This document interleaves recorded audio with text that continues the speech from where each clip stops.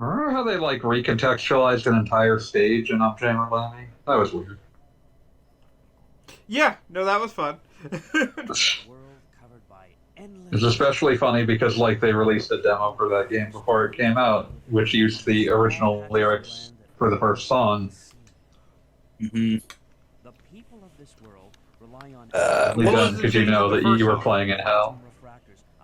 Because the first song talks about all the stages that follow. Oh, and then talks about that you're going to get. Gotcha. I didn't Yeah, realize. so like he says, so you can play in hell, and then It's just like an in the island.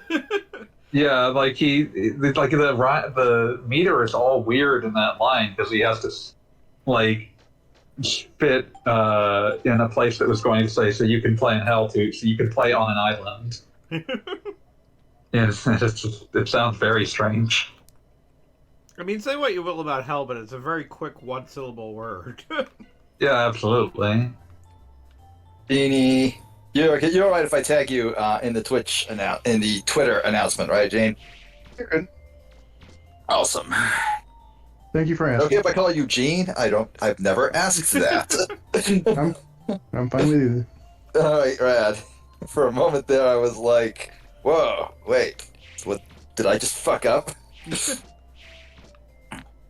So, to get back to what we're actually doing, if you recall, we were just in the, I think it's the Closer Ruins or something, and that is now complete. And now all we have to do is take a nice, easy flight back home, and like that's all we're doing for today. Who just joined? Who just fucking joined? Wow, Oh, hey, Calsco. No. I was Genie and unduly Calstra, aggressive. I vaguely apologize because it seems like you're here every week, and I always just say, Beat and Fanboy will be here, and others. I'm like, Hey, Professor and Marianne, yes, I know. I'm okay with that. It's like when they have the sitcoms and at the end it's like and featuring or a special guest or whatever. Listen, fucking what was it? Yeah, fucking Bob Denver used his poll to make sure that the theme song had to be redone to have everyone listed individually. And with Cali Scrub as mechanical keyboard. Wow. Calscrub and his amazing clackety clackety clackety. There are also joystick sounds. That's why Beat was careful to use the agnostic term plackety. Yes, yes. It does not. It does not. It doesn't necessarily indicate one or the other. Just that, like, it's loud and annoying, and I hate it. Wow.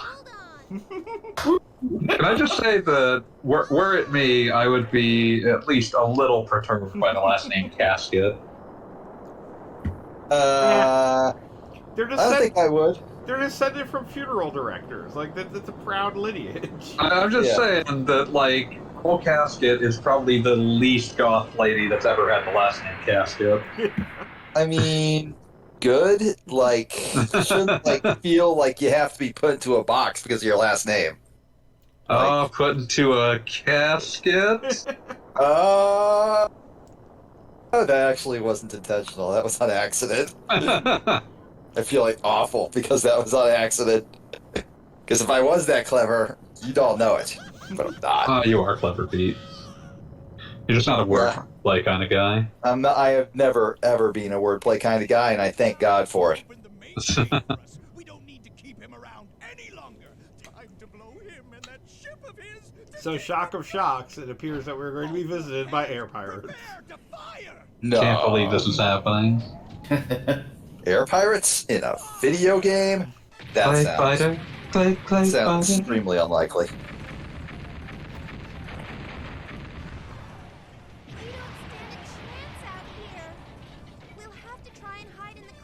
Does anyone else remember? I'm not going to say Skies Arcadia, amazingly. That one DS game. Nostalgia. Yes, that's the title. I had forgotten the title, so thank you for remembering the title. That was basically trying real hard to be Skies Arcadia and failing at every possible turn. And it was literally called Nostalgia? Yeah, it was literally called I believe Nostalgia. it was called, like, Wings of Nostalgia or something like that, but in America they just were like, fuck it, this is what it's going for. I I mean, it really was going for, hey, remember when JRPGs were JRPGs? Let's do that. I believe I it was a can't- Red Entertainment joint, which would explain some things. Let me double check that. Yeah, Red Entertainment. So Red Entertainment, for those not aware, is a company that has its fingers in a lot of really old RPGs and fairly successful ones at that.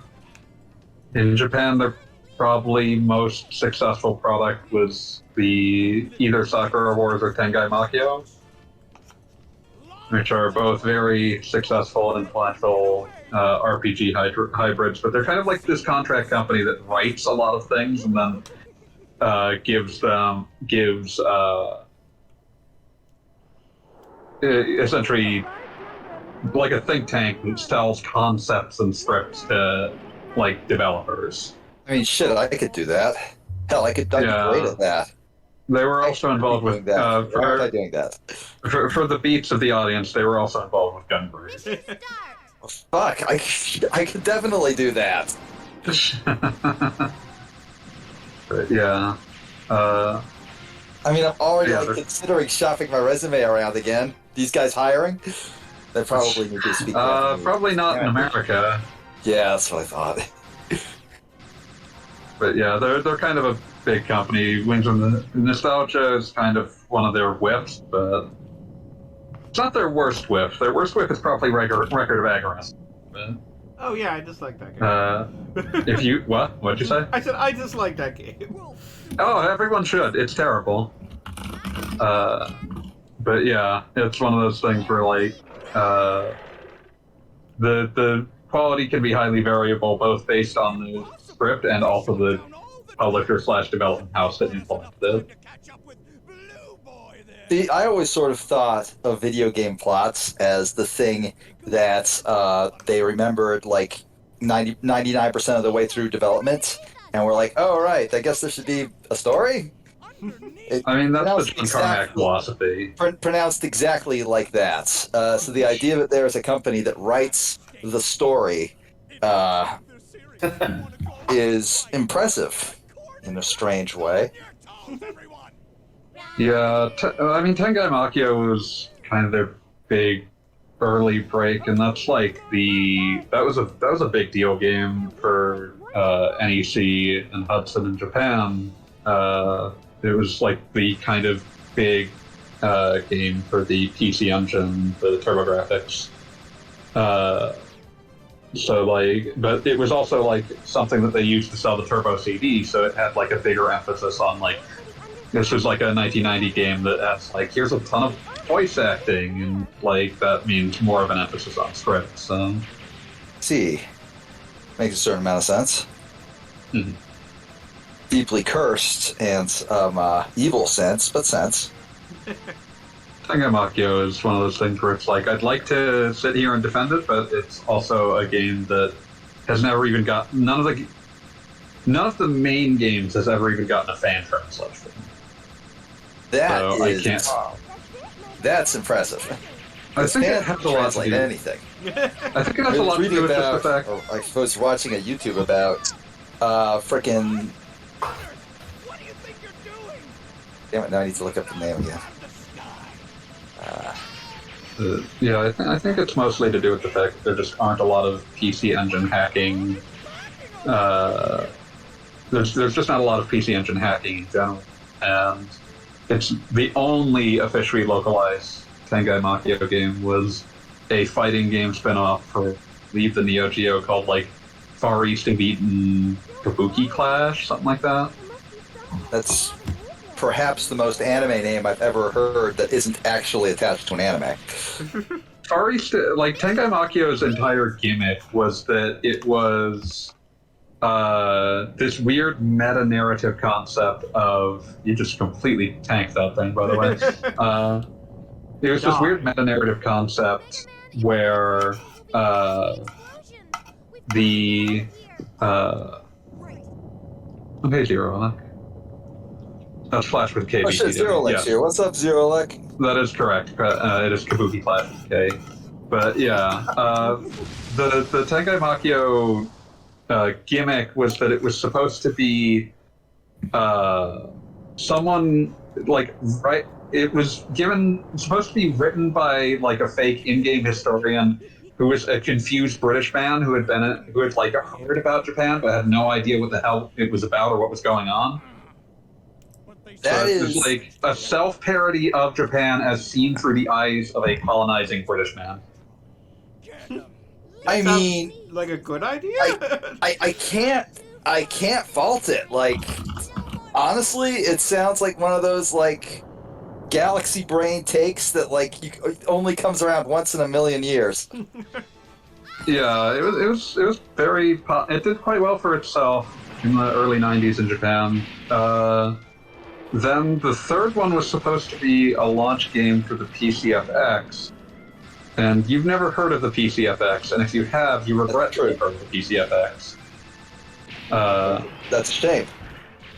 It's an extremely the TurboGrafx / PC Engine was very it did well for itself in Japan. There were times where it would outsell the Famicom, which was not something that any of the other competition was doing. Of course, this was late in the Famicom's life, but that's neither here nor there. The point is, it was a fairly popular system. So it was a popular system. So they did make a successor console, but when they completed design work on it and ready to go to manufacture, it was like 1992, and the PC Engine CD was doing well, so they decided against releasing it at that time. It's like, well, why curtail a system that's doing well? So they waited for like 3 years, and then the PlayStation Saturn came out, and they said, "Oh shit, there's like competition now that we can't deal with. Release the PCFX." The PCFX was a system essentially designed to kick the shit out of the Sega CD. Its primary technical specs are like 8 independently scrolling background layers and absolutely no 3D hardware acceleration at all.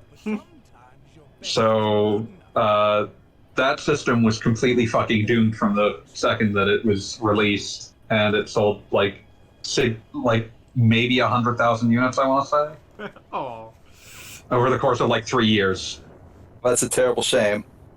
But also, like, I can't imagine. It is actually difficult to imagine a scenario where somebody is like, what's this competing against? The Sega CD, and everybody is like, ah, yes, of course, that's a good idea. That is absolutely our primary competitor. do you have Sega CD was do you- just sort of like a weird footnote. do you have an app that can beat Sewer Shark? Because I don't have an app that can beat Sewer Shark. I do not, but I'm not talking about Sewer Shark in particular. I'm talking about the Sega CD itself. As an The entire platonic market idea. for us. Of the Sega CD. But yeah, like it was also theoretically, to again date it in time, it was future-proofing against a Super Nintendo CD. Oh, that's right, But- because that was a thing until Nintendo pissed in Sony's eye and Sony blinked. Yeah, it was a lot. But yeah, but Tengai Makio 3 was supposed to be like the big killer app for the PCFX, and that absolutely didn't happen. So they spent like 12 years. It finally came out on the PS2 in like 2005. There's a Tengai Makio 4 that came out before Tengai Makio 3. And it's Wait, a like Saturn game. it only came out on the PS2? Yeah, it did not come out on anything else. So it got made completely and then ported after its sequels were already released. Like it was more like it was not complete, but it was like the idea of what it was going to be was not going to change, and it didn't. And so, like 10 years later, they finally made it, but it was like a 3D PS2 RPG. Huh. But yeah, there is a game called Tengai Makio: The Fourth Apocalypse, which is clearly conceived as a Tengai Makio 4. That came out on Sega Saturn and eventually PSP. It's conceptually very cute, but it suffers from So it's kind of doing the same thing, but to America. And that means that there's some stuff that's like, oh, you accidentally did a racism. I mean, that's just America, sadly. No. I mean, in terms of like, oh, you're portraying Native Americans, and there's some regrettable choices here. I mean, But- I would still call that just an America. Yeah, but it's not in terms of like how America is interacting with Native Americans. It's just how they're portrayed within the non-meta narrative. So Street Fighter racism, basically. Yeah, kinda. It's got kind of the T-Hawk thing. Going on. So it's like some of that nice. It's the racism loop where it started as our racism and then other We exported it, and then it wasn't examined, and then they redid it. saw it and then they redid it, but it's still our racism. Like the original sin is still our racism. The original sin. But yeah, it's just one of those things where it's like, oh, that makes that one harder to recommend. Like no, the tree of knowledge of good and evil here is in fact American racism. Okay, so correct me if I'm wrong, having now defeated the bonds. Is the next step like the final dungeon? Am I misremembering that?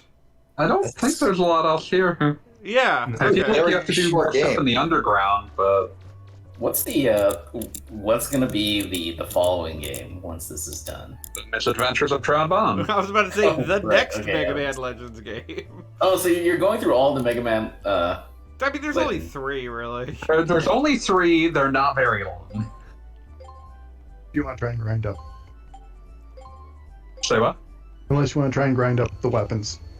Oh, yeah. Yeah, not doing that. But you there's, did that also, there's the off-screen other option because of we were all all getting of annoyed us with you. watching footage of cell phone Mega Man Legends.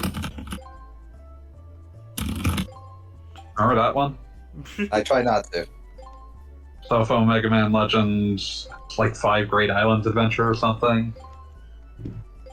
Was that even available in this country? No, absolutely not. Good to know. There's like a fan dub of it on YouTube.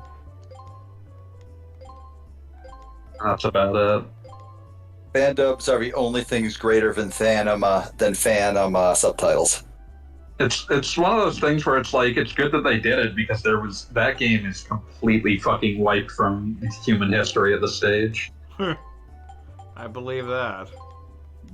I also There's believe some- that. There's some other really obscure Mega Man Legends spin-offs that are only for Korean PCs and shit. Yeah, well, I didn't think we'd ever wind up getting the frickin' what we've got now. The what's it called? You know what I'm talking about? The cell phone game. X-Dive?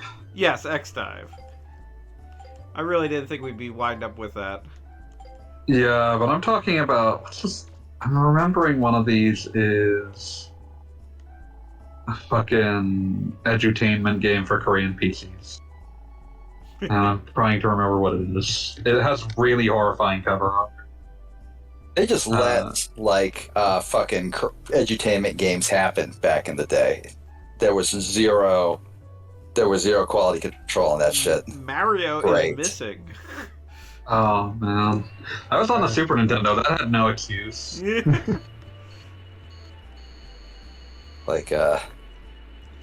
All the fucking Marios and missings in the world.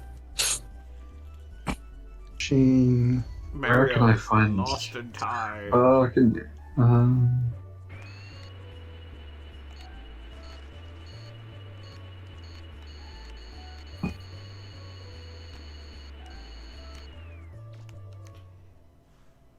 Yeah, I mean, legitimately, it's funny to look back on the history of how some characters wound up with, every weird-ass spin-off under the sun, Rockboard and stuff like that. And then you've got some characters the cast of Final Fight did not try any edutainment. Yeah, I don't think that Mayor Mike Hager is really going to be much of an educational figure for most people. Yeah, I mean, he's like, a mayor! I feel like he could do something there. Buddy, do I Brakeman like Mario even did not start build on the his list own of people time who have been machine. mayors? Brakeman, this is an important distinction. Mario did not, in fact, invent his own time machine. Bowser invented the time machine. Mario just sort of walked in and was like, well, shit, now I got to use this thing. Like I said, an important distinction. You know, I'd play a game where Poison tried to teach me something. I don't know what, but Oh, it'd be sure. fun. I mean, knowing what little I know about Poison, I assume it was how to sex? That seems like... Poison is also like a pro wrestling promoter. Oh, that too. Maybe it was how to like sell the hit. Jeez, that's one of the fun things that they do in Street Fighter 3 is that she accompanies Hugo. in some of his like entrance animations, basically. Hugo's certainly not Andor. Absolutely not Andorre the Giant. Or two, but legally distinct from. My wife just bought me an entire plate of delicious food because I haven't eaten since lunch. So I'm that's going to good. mute my microphone. But I'm still here, judging you all silently, cruelly. Let's all talk about the Persona series. Oh, God. please don't. No. I mean, I will unmute for that shit. Believe me. But no, I'm going to eat this, so I will be right back. Yeah, I'm trying to verify a story that I once heard about relating to fucking Hugo in Street Fighter. Now verified. Instantly, when are they going to make another Muscle Explosion game and they can just have like Hugo Muscle and Bomber, the body explosion. Exactly, that they can just have Hugo and Zangief and Hagar all in the same game. Come on. It would sell like hotcakes.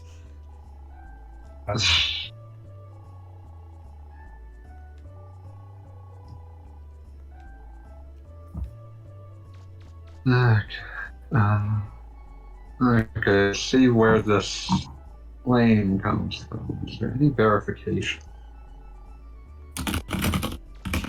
Okay, So- there is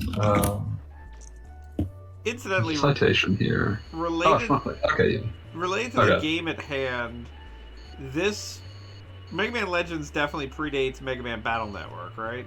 Yes. yeah, by a number of years. Yeah, so this is the first time a Mega Man game had to have like NPCs. Mhm. And I am just digging the fact that they have no idea what to do with any of them. Like, I know Also, Beat was disparaging the concept of like a production house writing video game plots, but I feel like there could be an entire cottage industry so you've got NPCs in your game. yeah, I mean, like, all sorts of different parts of, like, the reason video game credits are so long and complicated at this point is that all sorts of different parts of them are outsourced. There's no reason that you wouldn't outsource at least some of the writing. Yeah, well, I mean, never mind the fact that it takes like 6 guys to animate somebody's arm hair at this point. Yeah, but I mean, they do all sorts of things. Like, here's someone, like, this company that just does, like, background art and texturing and shit. Like, that kind of thing. Oh yeah, absolutely. Okay, I found the trivia, and I found a reputable source, so I feel safe in repeating it. So let's all talk about, remember one of Street Fighter 3's most useless characters, 12? Yeah, hey. I love 12, but I like 12, but he's absolute trash. He's maybe the worst character in the games. I like 12, I like Necro, they're all good people. No, it's just, I just mean in terms of, like, actual capacity to fight, he's terrible. Fair enough. But, you know his, Super X copy, where he just turns into his opponent? Yes. Originally, according to an interview about Street Fighter 3 and Shmuplations, the X copy for Hugo would have turned 12 into Abigail. Interesting. Like, just as as a joke because they were the same. They were the same sprite sheet originally, but with a different head. And they, for whatever reason, like probably because that would be expensive even just for a head swap, didn't actually go through with that. But there was at one point a plan that in one matchup for one set of characters, one of whom turned out to be one of the worst in the game, they were going to have a custom sprite sheet that only ever was used there. And it would be a reference to a boss that probably a lot of people had never seen. And certainly as many people had forgotten existence. Yes. But yes, that was the intention at one point in time.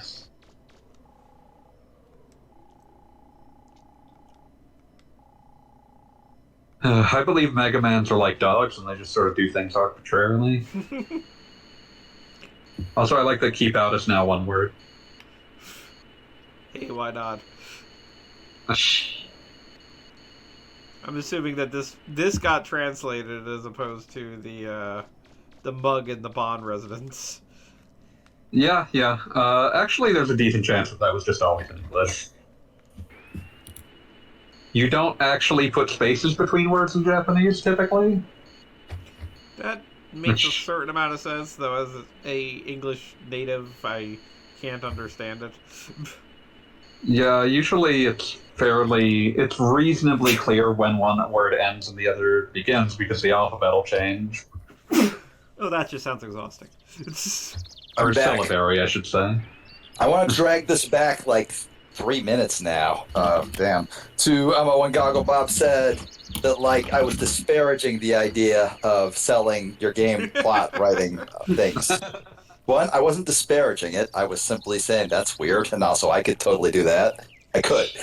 Two, it reminds me of the recent Elden Ring, bunch of hype fluff articles. Oh yeah, because Martin was the helped outline scenario devise Elden Ring, but that's about the extent of his involvement. Yeah, he helped outline it. He was like, "Hey, what if this world where it was extremely British, and stuff happens in it's Lord of the Rings, but dark. Ooh. Maybe there are zombies, but maybe there aren't." Yeah, exactly. One of those situations. This was definitely as much a situation where, if you go looking at the director of that game and most of From's other big games recently, Hidetaka Miyazaki. But IGN was reporting this thing by saying stuff like, "Oh, it turns out he's not writing all of the text in the game," and I'm like, "Well, one, obviously." He's George R.R. Martin. He takes 80 years to write anything. I was about to say, what was the last actual book? I think 10 years ago. I think I actually read an article on his writing process, and he literally has this stupid old computer, not a VIC-20 but close, and he can't type, so he just hunts and pecks at the keyboard one letter at a time. That sounds infuriating. I feel like I would die. That. That's apparently how he does it. So the idea of him writing anything is just hilarious on its face. But going further than that, he also apparently people were saying, "Oh, what? No, he's not writing the entire game." And I'm like, "Do you seriously think they would take this ridiculous superstar, the Game of Thrones guy, and then have him write 800 variations on Hello Stranger for every NPC in the game?"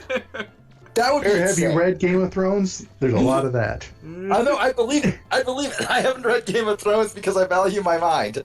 But damn.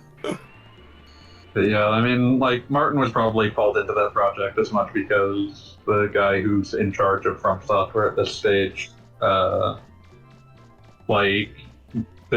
explicit basis for a lot of why Dark Souls and such are written the way that they are is that he was a fan of Western fantasy novels who did not have a great grasp of English, which meant that he would read he would have like essentially pages where it's like, I don't understand what just happened, and I can't fully connect how these two things happened, like how the two parts that I did understand relate.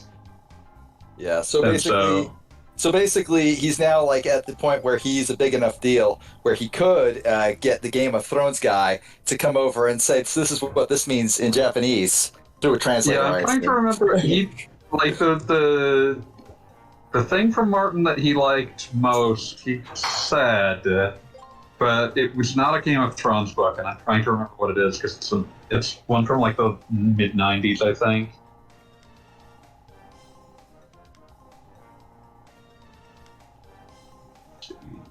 Okay, yeah. Elden Ring.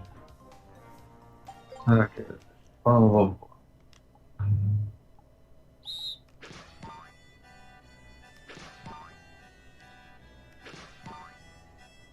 Okay, let's.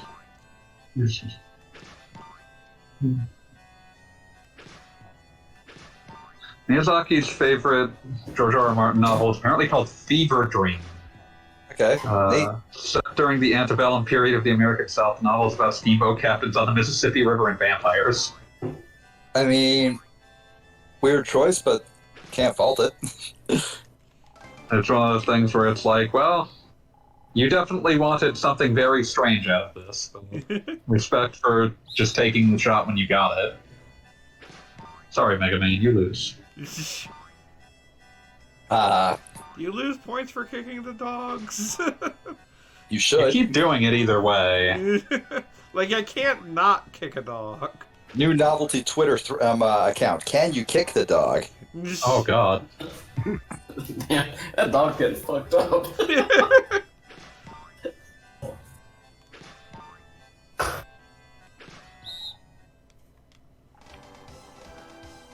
Congratulations, Mega Man. You successfully hit a dog with a ball or something.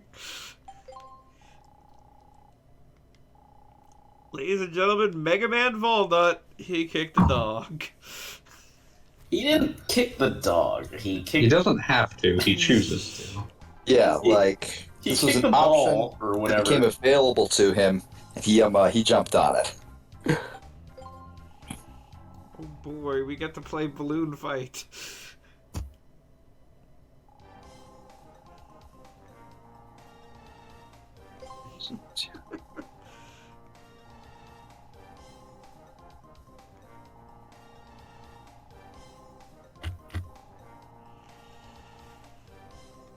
Okay, so who came up with the face on these balloons? I'm a little concerned by the face. I really don't like it. Like, very, like, troll face or something? I feel like it's like giving me like sort of a weird bedroom eyes.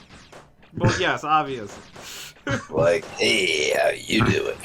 It looks like that to me, and it's upsetting. Dizzy all night long. Yeah, that is an upsetting. The one blue one being on the verge of tears just makes it worse. Yeah, that makes it worse. Well, it's blue. What else would it be? I don't know. Not that. Anything other than this. Yeah. The red one you would think would look angry by that logic, and yet here we are. Did you seriously just take 6 seconds to finish that game? Yeah. I'm That's trying not to hit the impressive. blue. That's impressive, but at the same time, No. like, I think Pete was impressed with how fast it was, not that you were going too slow. yeah. Yeah, like, also, I believe from what I just watched, that you basically could totally just wait for the blue one to be in a like nice and out of the way, and then just do it. Never. The blue one knows what it did. Wow. That took a turn. Aw. That got Yeah. dark.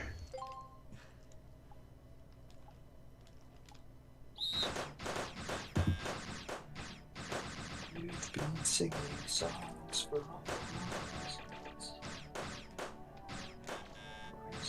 Damn it. I feel like I can do this. to get rich, the banks are those fucking songs that drive me away. Damn it. Just keep leaving one balloon behind. Also, I like that this is, like, with the way the room is decorated, like, this is clearly taking place in, like, a kindergarten classroom.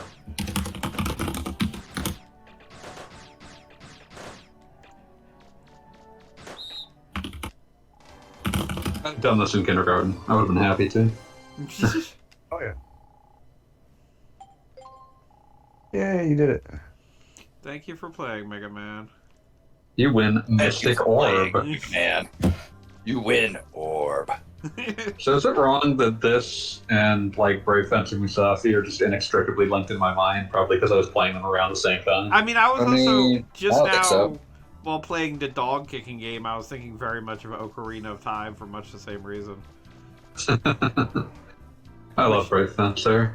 Like, kind of all games from this era had this kind of weird, I would call it the bomb chew bowling factor, wherein, like, there was a mini game that someone probably on the staff figured out they could make out of things that were already there. You can make it out of simple parts, and it demonstrates 3D in a way that you couldn't do on an older console. Exactly, and they all have, like, these mini games where it's like, you know, can you do this crazy thing?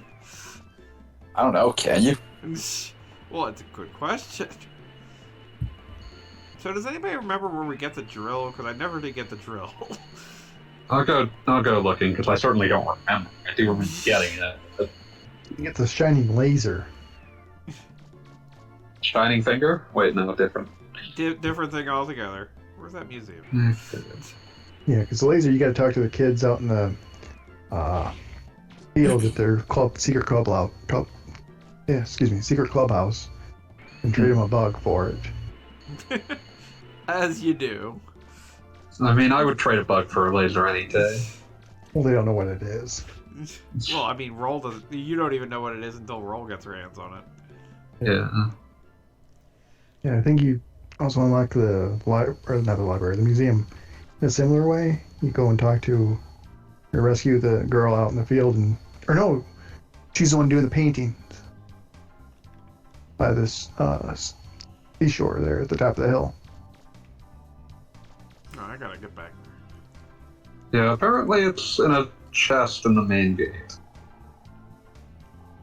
The main gate? Isn't that like the... Am I wrong and that's the final dungeon, or is that one of the earlier ones?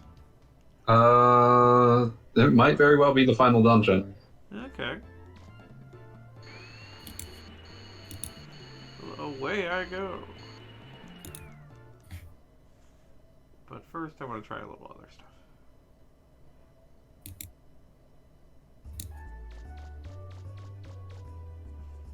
Forget it. I've lost interest. Let's go to the main gate. If I ever end up taking the lead on any of these stream projects, it's probably going to be Brave Fencer Musashi now that I'm thinking about it. I very much respect that choice.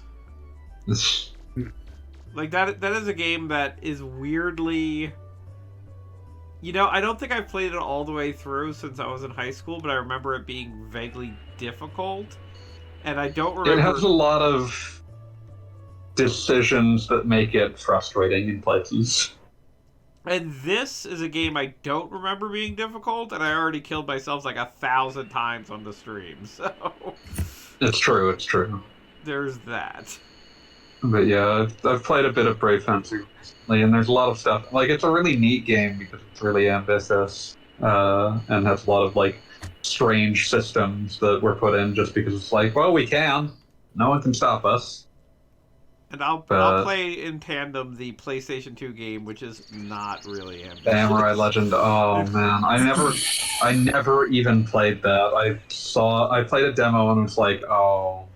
I mean, I did not get all the way through it, but I got like 2 hours in, and as far as I could tell, it was just basically a straight up, like, vaguely beat 'em up. Like, yeah, it doesn't seem like it really. It didn't seem like it really has like the RPG and Zelda bits, which was like those were the hit fun things part. at the end. I don't like the looks of this place. Also, they kept the same voice, but told her to try to sound like a teenager. That seems ill-advised at best. It sounds real bad. It's not a good voice. It sounds real bad. No, I just remember being like so vaguely like I don't know if upset's the right word. I guess disappointed maybe. I was disappointed. I'm It was disappointed. like just so excited. I love Brave Fencer. So they're bringing it. Oh, I had a similar experience with the PlayStation 2 Mana game that came out around that time. oh, Dawn of Mana. That one's even more tragic. If like, I feel much worse for people playing it in Japan, for whom it was marketed as the direct sequel to Trials of Mana. It was Seiken Densetsu 4, Ah, God. which, like, that's a game where, like, I think they really banked on Havoc physics for some reason. Yes, absolutely. And boy. they made like big ads about it, and like that was the big thing. Like you got extra EXP for bouncing stuff all over the place. Also, you start over at level 1 every area. Yeah, no, it's the worst. Yeah, it's a miserable experience by all accounts. But like the Legend of Mana, they hadn't given it a number. They actually did one of my favorite things, which is where like the English title finds its way into the Japanese title, because that's in Japan it's Seiken Densetsu Legend of Mana. Resident Evil, the Biohazard. Yeah, Resident Evil Biohazard. One of my favorites, Harvest Moon Back to Nature in Japan was Bokujo Monogatari Harvest Moon. Makes That's- sense. Something else. It's just, I always find it funny when the localized title finds its way back into the original version. Buster, you need Omega. You'd think I'd be more excited about that, but I'm not. I wouldn't, because I've seen what your current Buster is.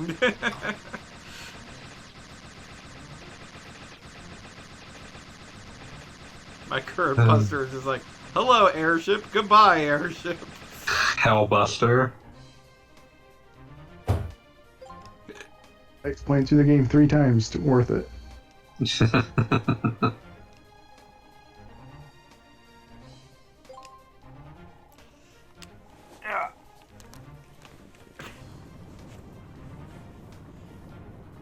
switch I just pulled should have activated the portals to the living quarters.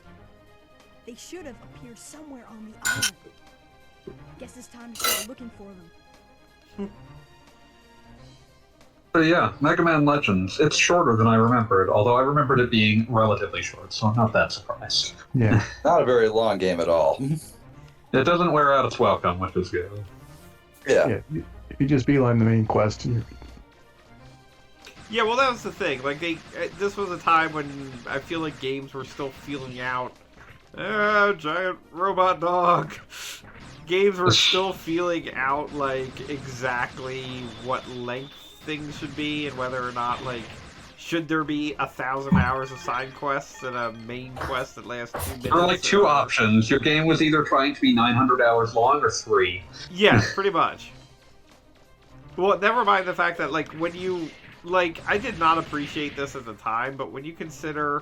Like, at the time, like, there was Nintendo, and then there was Super Nintendo, and of course there was an upgrade between, like, Mega Man and Mega Man X. Like, obviously, that's what would happen. Like, look at Mario and etc. But, Yeah. like, it's funny to think about, like, Mega Man Legends under the hood, like, give or take the trappings of a character that is blue, like, this could be Essentially an an entirely unrelated different game. game, yeah. And in just so many different ways. I mean, that's kind of in line with what we got between, like... Mega Man X. And Zero being the original protagonist of Mega Man X. Yeah, that Did was. Beat just disappear? Yeah, I think we just. No, I just lost my train of thought. It just, you know... Oh, okay. I was worried You know. that you, but yeah, I assume you were gonna say like with all sorts of other franchises, like even Mario. Yeah, oh yeah, Mario Is- 64, like Mario. Oh yeah, can like punch Mario now. 64 is like basically nothing like a Mario you would recognize, like what was recognized It's as Mario. on some of the same constituent parts because it's a game about getting where the interest comes from, like the question of how do you get from here to here. Getting I mean, there I is half the suppose. fun. But it's it's doing it in a very different way. Yeah, like it's a huge departure from like Mario World, for example. Yeah. Yeah. And like I Although, said, at the time, I totally took it for granted that this was just like, oh, well, it's a new system. Of course there's a new Mega Man. Oh, I found Blunted Drill. Hooray. hooray! That's all you Yay. need. That's the only thing. But yeah, no, but when you look at it, like, the fact that this game is 3 hours long, like, it took 1,000,000 hours to get there, I'm sure. It's certainly longer than the other Mega Man games you were buying. Yes. Well, There's that, and then also, never mind the fact that, like, there's also a assload of voice acting and all the stuff that it's goes not. into that. Yeah, and it's also just got a lot of like little things that you could spend a lot more time on if you wanted to.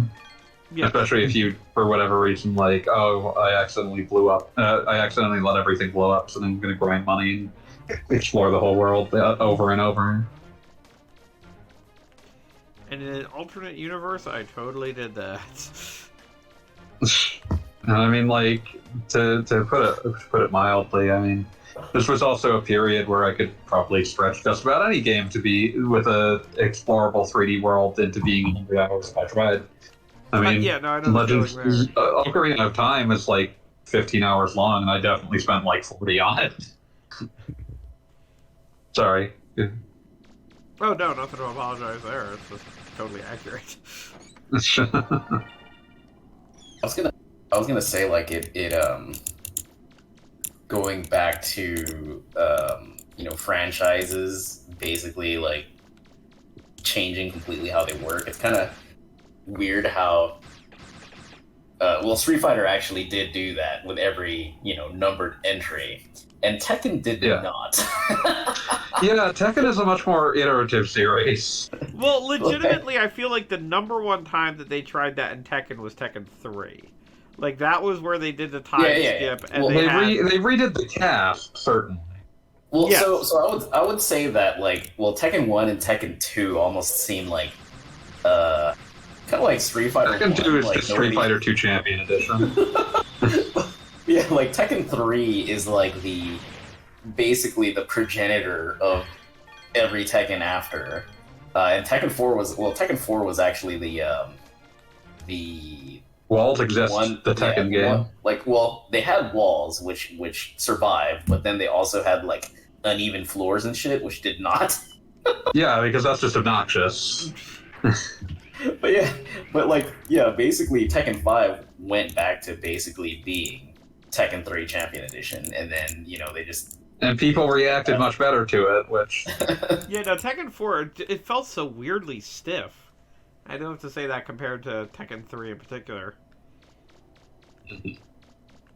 But yeah, I mean, like, that's kind of the feast or famine way that a lot of fighting games get reacted to. Is just like the new one comes out, and not only does it have a vastly diminished roster and a much,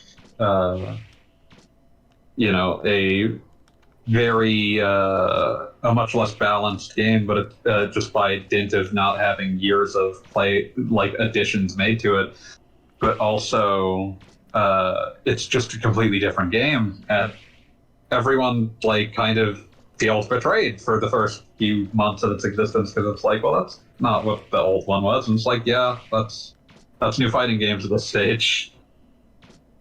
Like, you get that with Street Fighter, you get that with Guilty Gear. It's just like, no, that's just how they are.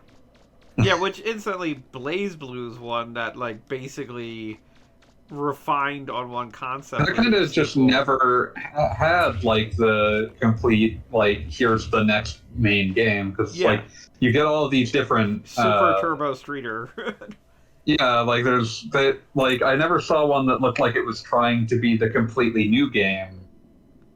The way that, My understanding Guilty is Gear Double X to XR'd. My understanding is that BlazBlue, is like the weird also ran to Guilty Gear, and unlike Guilty Gear, it hates itself and its fan base. That's just my impression, but I think I'm right. I would agree with that. It seems to... it revels in its own fan base, I would say. Yeah, like, so Guilty Gear and Blaze Blue both have like reams and reams of text that you can interact with. Blaze Blue is the one that eventually reached a point where it was like, we took out the fighting game, you can just buy a bunch of text. With I believe it was called X-Blades. Yes. That's an actual crime. Yeah, no, it very much was. Yeah, it's not good, but it was one of those things where it's like, there is definitely a fandom just for the world of Blaze Blue that we are attempting to cater to. And legitimately, they did do a lot, like, this is one thing I will always give Blaze Blue credit for.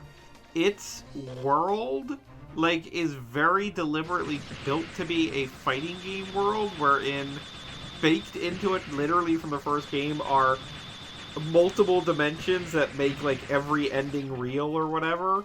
And, like, the whole point is that there's those multiple dimensions where every ending is real. And, like, again, I will give the game so much credit for the fact that it actually, like, going into it said, hey, this is a fighting game, let's write a plot like it's going to be a fighting game. And they did. But yeah, I mean, like, yeah, because I mean, Guilty Gear, the indication forever given by its developers early in its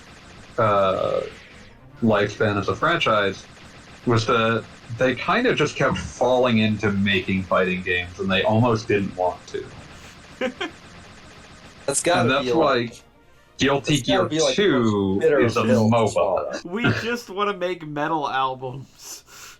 Like, I just mean, like, you look at interviews with the development team of the original Guilty Gear, and they're like, yeah, this was interesting. It was not what we originally intended to make. It probably won't, like, the next one we make probably won't be like this one. We can't imagine doing this again, and then they just ended up like, well, this is... It reminds me of how, like, if you go and look at the history of id Software's development, every time they would, like, try to make something else, it would inevitably turn into a first-person shooter. Reminded more than anything of human garbage bag Notch, and his. No, this is fun. This is fun because yeah, no, I think I know what you're about to bring up. Well, first of all, like his actual dream for Minecraft was less a thing that like 11-year-olds love to create and like this creative tool. His goal was always Dwarf Fortress. Yeah, the Dwarf Fortress guys are nice, by the way. I meant about yeah, no, absolutely. The Dwarf Fortress, it's very difficult to be worse than not. No, I don't want to keep them that backhanded compliment. They just seem like nice people. Oh yeah, no, they seem like nice people. I'm sure they're all very good. I'm sure they're all very cool. But the other thing that's hilarious is that Notch is the a little like antebellum period where Notch was like trying to prove to himself and the world that he wasn't a fluke. So he's like, no, I'm announcing my next game. So he announced his next game where basically you had to like learn to program your ship's computer in essentially like one of those old Motorola systems. It was basically a Sega Genesis. A 68,000, yeah. Yeah, and that didn't fucking happen. It turned out he was not interested enough in making it, and also not getting much of a response from it. So, like, on one hand, like I'm tempted to think, well, maybe if he had done it, the focus and drive it would have given him would have prevented him from becoming the man he is today. Like that's there's indications that was kind of who he always was. Oh yeah, no, that's. But like maybe like it would have kept it under wraps. Maybe he would have just like become that one weirdo that nobody talks to. But like he makes some cool stuff every now and then. We can't prove that anything's happening. Yeah, because like it's all under the hood. Because he does nothing but work on his weird like bullshit games. But nope, we got the Notch that exists. Where's the pity? The Notch that exists. The world deserves better than Notch, but I was talking about this to Andrew Bigger and Raider Doc Jones, and they said, here's the weird thing, right? Like, think about billionaires. is that they tend to be extremely attractive because they're billionaires. You don't have to have willpower to go to the gym every day when you're a billionaire. You just hire 6 guys to like make you delicious food that's also like the perfect caloric count and the personal trainer and all that shit. It's all just like what you do. And Notch still looks like the second quietest guy at Anime Club. I can't take credit for that line. That was all Amplifigure. That's fair. But, that like, sounds like it's- an Amplifigure thing to say. It does sound like an Amplifigure line, but I feel like that is the final word on Notch, in that he is just genuinely uninterested in being anything other than the second quietest guy at Anime Club, with all the bad opinions that implies. Because he could do basically anything. He has money forever. But he won't. He would rather say dipshit things on Twitter, because that is the only thing that brings him anything that he can recognize as close to joy. It's not joy, but it's close enough that he can live with it. And that's the meanest I'm gonna be today. But it's not, so fuck him. Ah. Who just appeared? Oh no, Genie, I feel bad now. I'm sorry, Genie. I'm sorry, Genie! Did you break Genie while I wasn't paying attention? I think Janie was saying that she'll be back, but Oh, okay. I couldn't tell because I only heard like, I was frankly confused. Same, but I still feel bad. I'm pretty sure it's my fault. I'm sorry, Genie! She's throwing away all her Notch merchandise. Notch and dice. I still want to be friends, Genie. You are still invited to my birthday that has not one but 2 clowns. You know, Tails, you're my realest friend. Really? No!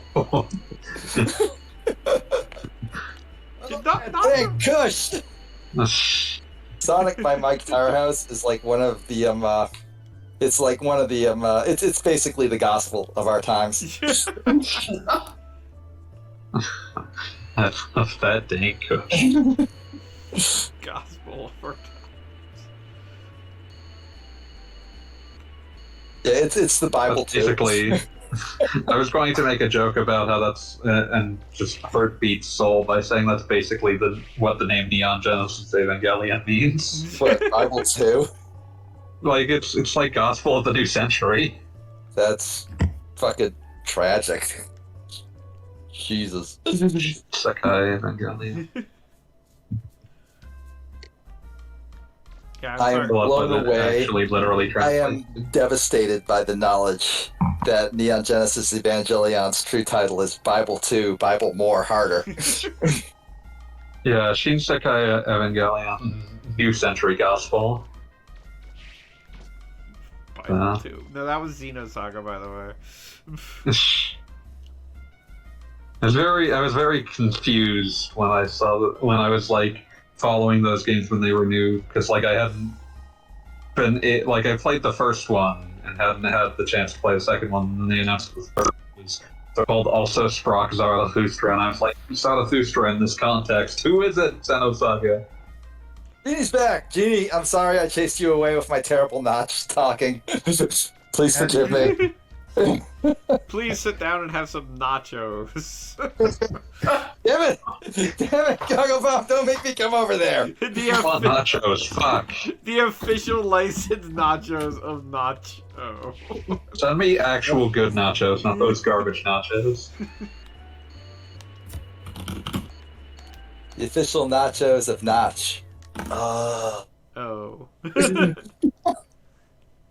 I don't want to know where they're getting the cheese from. Yeah, I don't either. I don't either. There's no good answer to that one.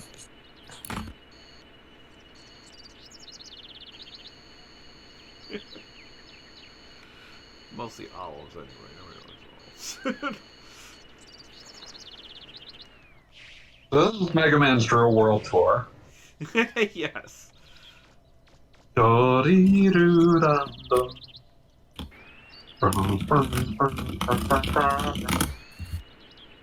I like that at this point in the game they make it like the official plot point is that the Bonds are now dead and you killed them. They're definitely never coming back. They're definitely dead and they definitely weren't the most marketable characters and you killed them already. I mean, like, characters like that, you just... It's like fucking Boba Fett. The assumption is that he survived. We don't even bother to, like, when they were doing the, when they were doing, like, the fucking, special editions, like, back in the late 90s, like, apparently Lucas was like, should I put in a scene where Boba Fett flies out of Sarlacc? Nah, everybody already figured he already did. It's a waste of celluloid. Just padding. It's just assumed. Yeah, I'm just imagining like a version of the special editions where they retcon that his name is Bobby Fett. I approve of this. That would be a true power move, and I love the idea. Like if you are going to bite the hand that feeds you that savagely, I cannot have anything but respect for you. Damn it, my name's Bobby. This is Mega Man, where we've had previous games were X3, where you had Sigma come back from the dead for the third time. Yeah. And Bio came back for the second time. I love, like, by the time you get to, like, Mega Man X8, there's a Vile again, and it's just like, why is he here? I don't give a shit. Whatever. Blaster units are. Literally, Mega Man X8 had Zero fighting Vile, which, like, both of them, it's like, so, how was it being dead? Pretty good, you know how it is. I like how you can put Zero back together like Legos and X2. I mean, He's just a Wily Lego built them to minifig that's been pulled last. apart. We'll find Dr. Wowie. Dr. Wowie. Wily was the better creator, because his robot lasted a lot longer than Light's did. I mean, Where is the original Mega Man, huh, Light? And it had beautiful girl hair, so, I mean, come on, man. Zero's, like, trying out for Hanson, and Mega Man doesn't even take his helmet off. I've just realized you never actually found a helmet in this one. I'm sure it exists in here. Oh, somewhere. yeah, no, I know, it's somewhere around here. Yeah, I remember being like, when does Mega Man get his helmet? How do I line this up with the rest of Mega Man? Which I've never read the manual, so I have no idea what the fuck is going on. There's a helmet in this one. Yeah, he does. Damage. For some reason, I recall it being essentially in a trash can. That is entirely possible. I mean, maybe I didn't check the right hole in the wall. But then when I saw, like, him, how he looked with the helmet, I was like, oh, I liked it better when he just had hair. Yeah, this is why I'm not concerning myself. I feel like you should find it and show it and then unequip it. If such a thing is possible.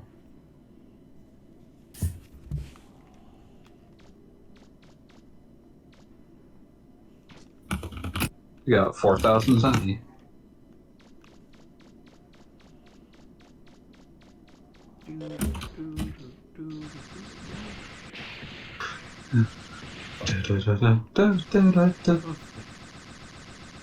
A Mega Man, he thought he'd be.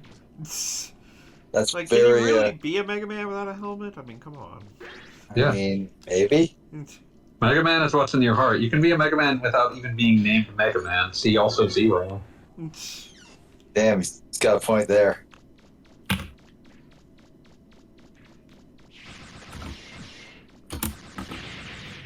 I just need to get the right bio medal and I'll be a Mega Man too. You know, it's another good game that I was playing almost the exact same time I was playing this. Go ahead. Mystical Ninja starring Goemon Oh yeah. for the N64. That game's awesome. No, that's a franchise that always had weird ass like side quests and puzzles, or not puzzles, but like mini games, whatever the hell. Yeah. Like they're I was just very completely natural.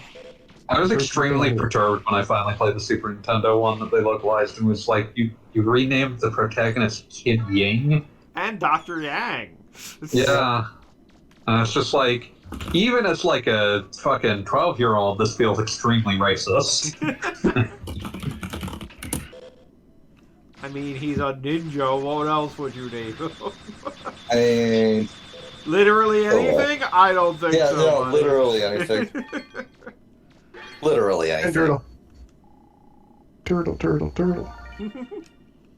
You found Ripping a shiny turtles. object. So now we've gotten our requisite Master of Disguise reference. I don't know how we can go. Yeah, that's a choice. Do I dare repeat the oft-cited trivia about when that scene was filmed?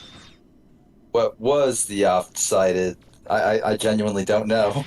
The Turtle Club shit was filmed on 9/11. I mean- what? Filmed on 9/11. Oh, seriously. I mean, Nice. wow. That's like one of those things that you just feel like a cursed production. Yeah.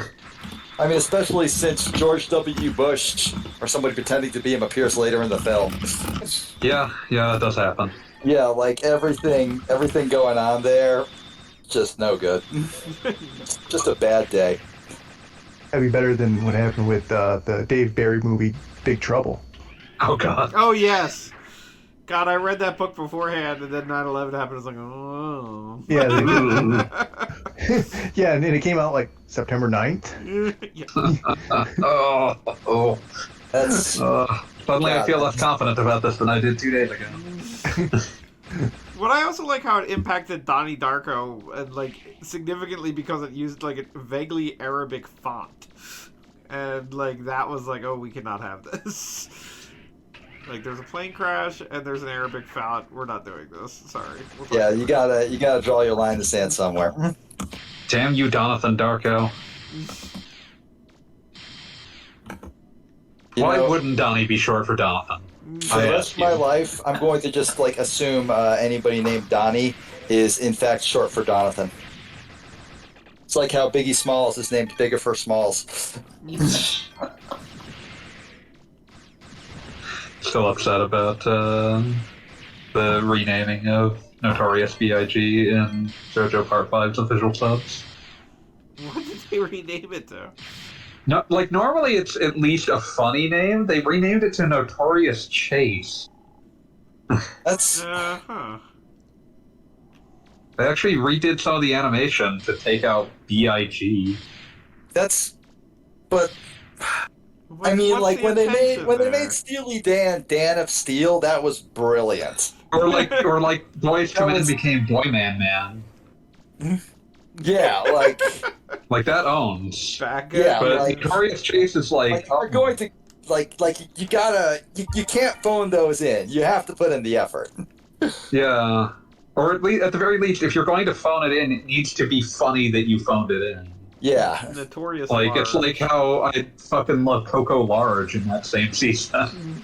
Not the backseat game, but you missed a hole in that first set of giant blocks to drill. Someone has to. Thank you, Jeannie. Is that where the helmet is? I hope not.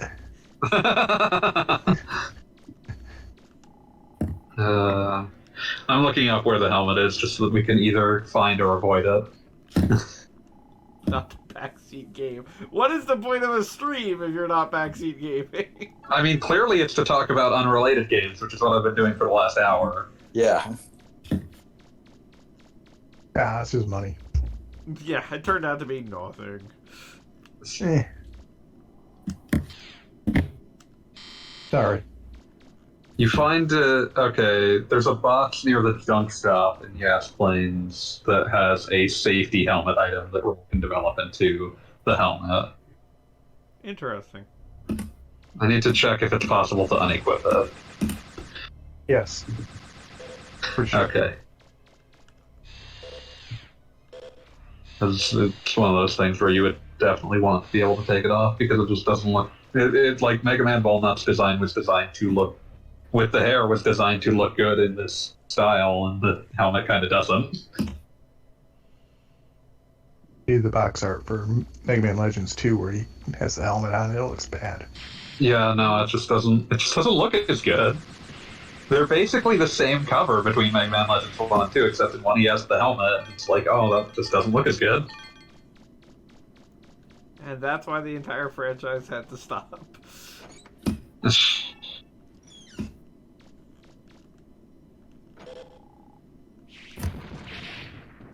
The Misadventures of Tron Bond. She never gets It's a trapped box! What if you had produced a box that could shoot infinite bombs?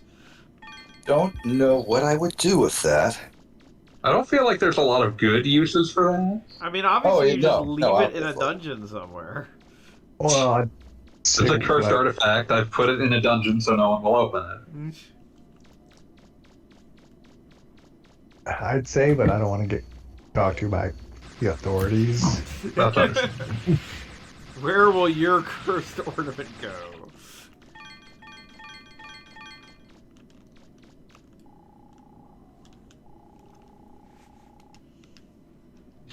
Every once in a while, I just like to see the message and see if it'll still like be like, I don't know, maybe you got a drill arm. You got a drill arm? Maybe use the drill arm. I had one of those you could come in.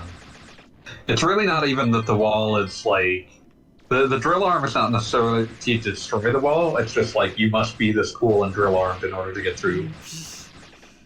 The wall's just a bouncer. But not to be confused with the bouncer. We have to stream that eventually, just because Eventually, it's yeah. clearly an obsession of all of ours. We will get there. Didn't the lady who drew Punchlines Machismo offer to be on that stream totally I unprompted think on Twitter? Her She name escapes agreed, me. but then I couldn't coordinate anything, so I would like to Oh well. actually Yeah. pursue that. The world it'd be needs one to of know those more about things- Theon Barzon and Volt Kruger. It's one of those things that would be cool as shit if it happens. It probably won't, but if it did, damn. She has admitted that like her weird obsession like as a teenager was the bouncer.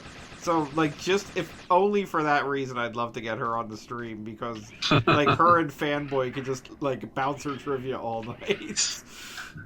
Just me talking about how about all of their misplaced ambitions for the bouncer. Yes, and she'll give you the complete background on like Volt Kruger and like why he's the way he is. They had so many ideas for what they wanted the bouncer to be. Like they wanted that game to be huge, and you can tell that by the end, they knew that none of them were happening. Just play as this character to unlock the other character at the end. We're sorry.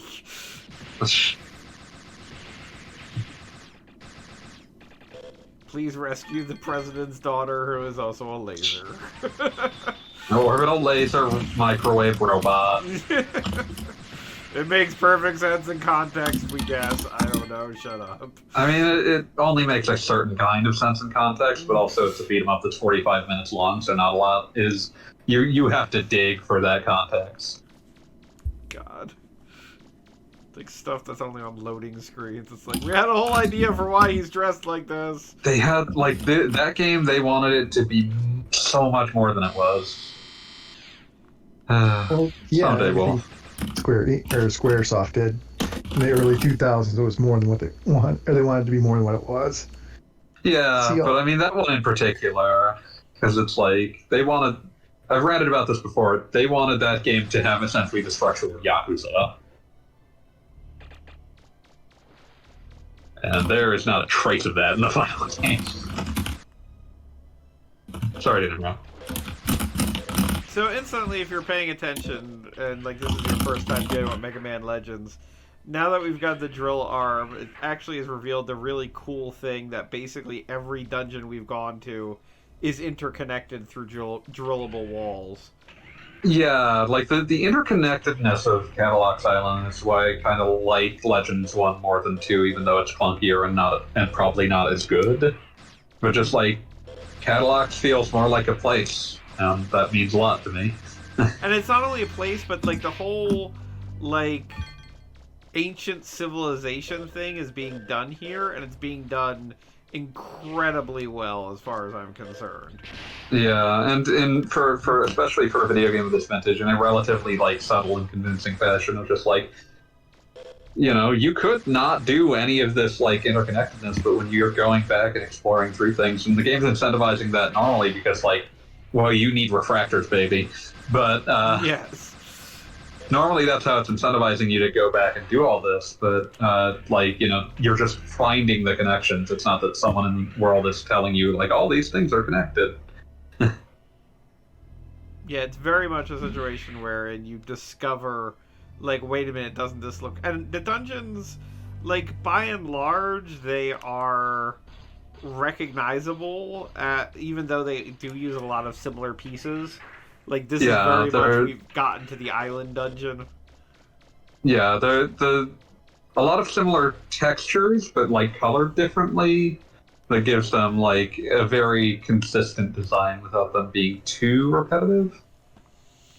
But yeah, like it also the interconnectedness and like discovering that interconnectedness also fits the sort of Indiana Jonesy vibe that they gave this whole game.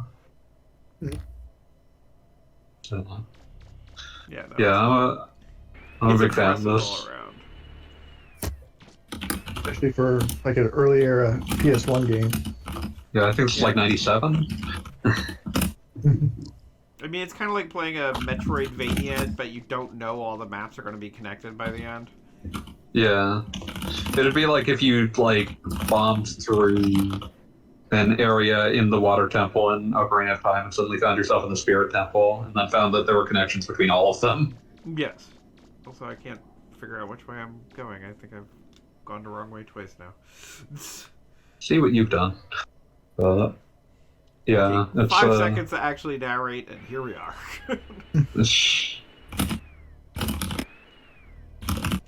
But yeah, it's very. There's a certain additional satisfaction just because you didn't actually expect it to do that.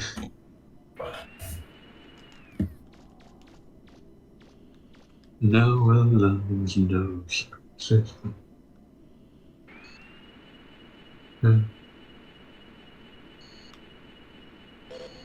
No more Heroes 3 is done. I have to go back and finally finish Travis Strikes Again. Yeah, so do I actually. I'm So done. Travis Strikes Again was not like any of the other No More Heroes games, right? No, it was It's very still an different. action game, but it's a very different kind of action game. Yeah, it's But it apparently has No More very- Heroes 3 draws heavily from its plot, so... Yeah. I mean, what's even the point if you don't know why Travis is crashing things? I I mean, like, I'll make yeah, a lot of jokes about how weird No More Heroes plot is, but it's also, like, one of the core appeals. It's very interesting.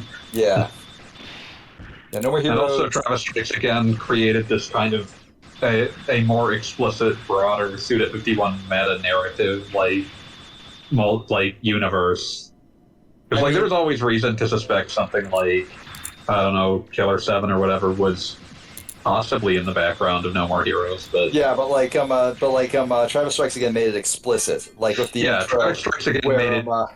There's no like, this is not just like something you can imagine being the case. It's like, no, this is the case. Yeah, like the moments in that one, like I think it was like it was patched in, like it was patched in when the DLC launched.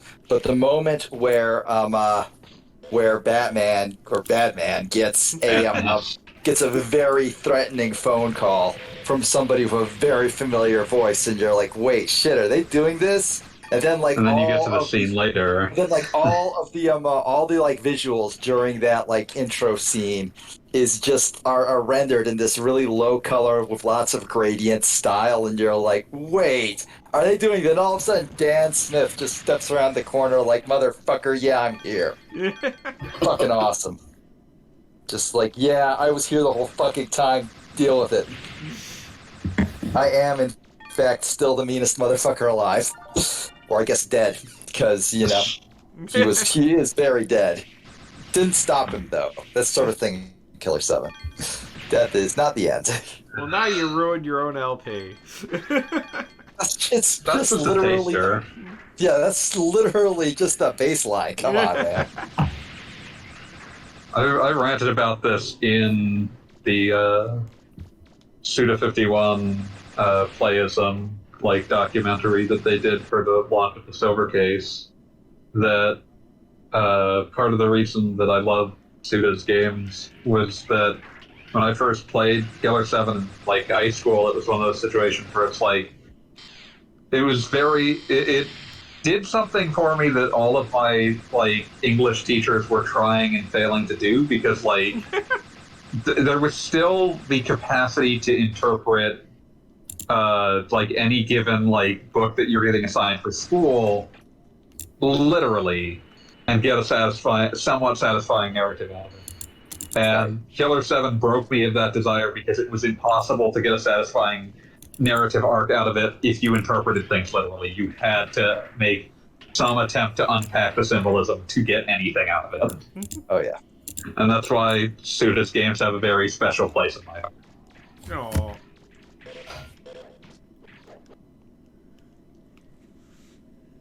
And I got to be in the documentary. They used my footage. I got to be in it too, but like after a fashion.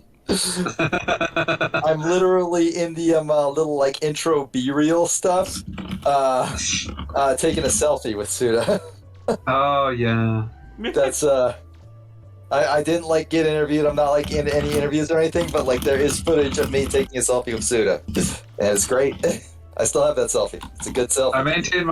I maintain my pride because they used different footage between the actual like final version and the like trailer that they cut for it. Like they used different footage.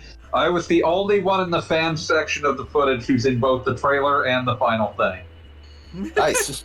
You can't see it, but I'm pointing both thumbs at my face right now. We believe it. I'm gonna That's need my photographic like. evidence. That's the most powerful thing. That's the most powerful like nerd flex that I can make. Alright, fanboy, speaking of like nerd flexes or whatever, if you wouldn't mind looking up exactly what I'm supposed to be getting, because I know it's something that's somewhere around here. What are you looking for? Yeah, exactly. No, I'm trying to work out Yeah, what I you know, are I'm looking kidding. for. So... I gained the drill, I'm able to access technically the final dungeon, but I need to get like some sort of MacGuffin, I know. You gotta hit like the switches, and then that activates. Sounds like JD knows better.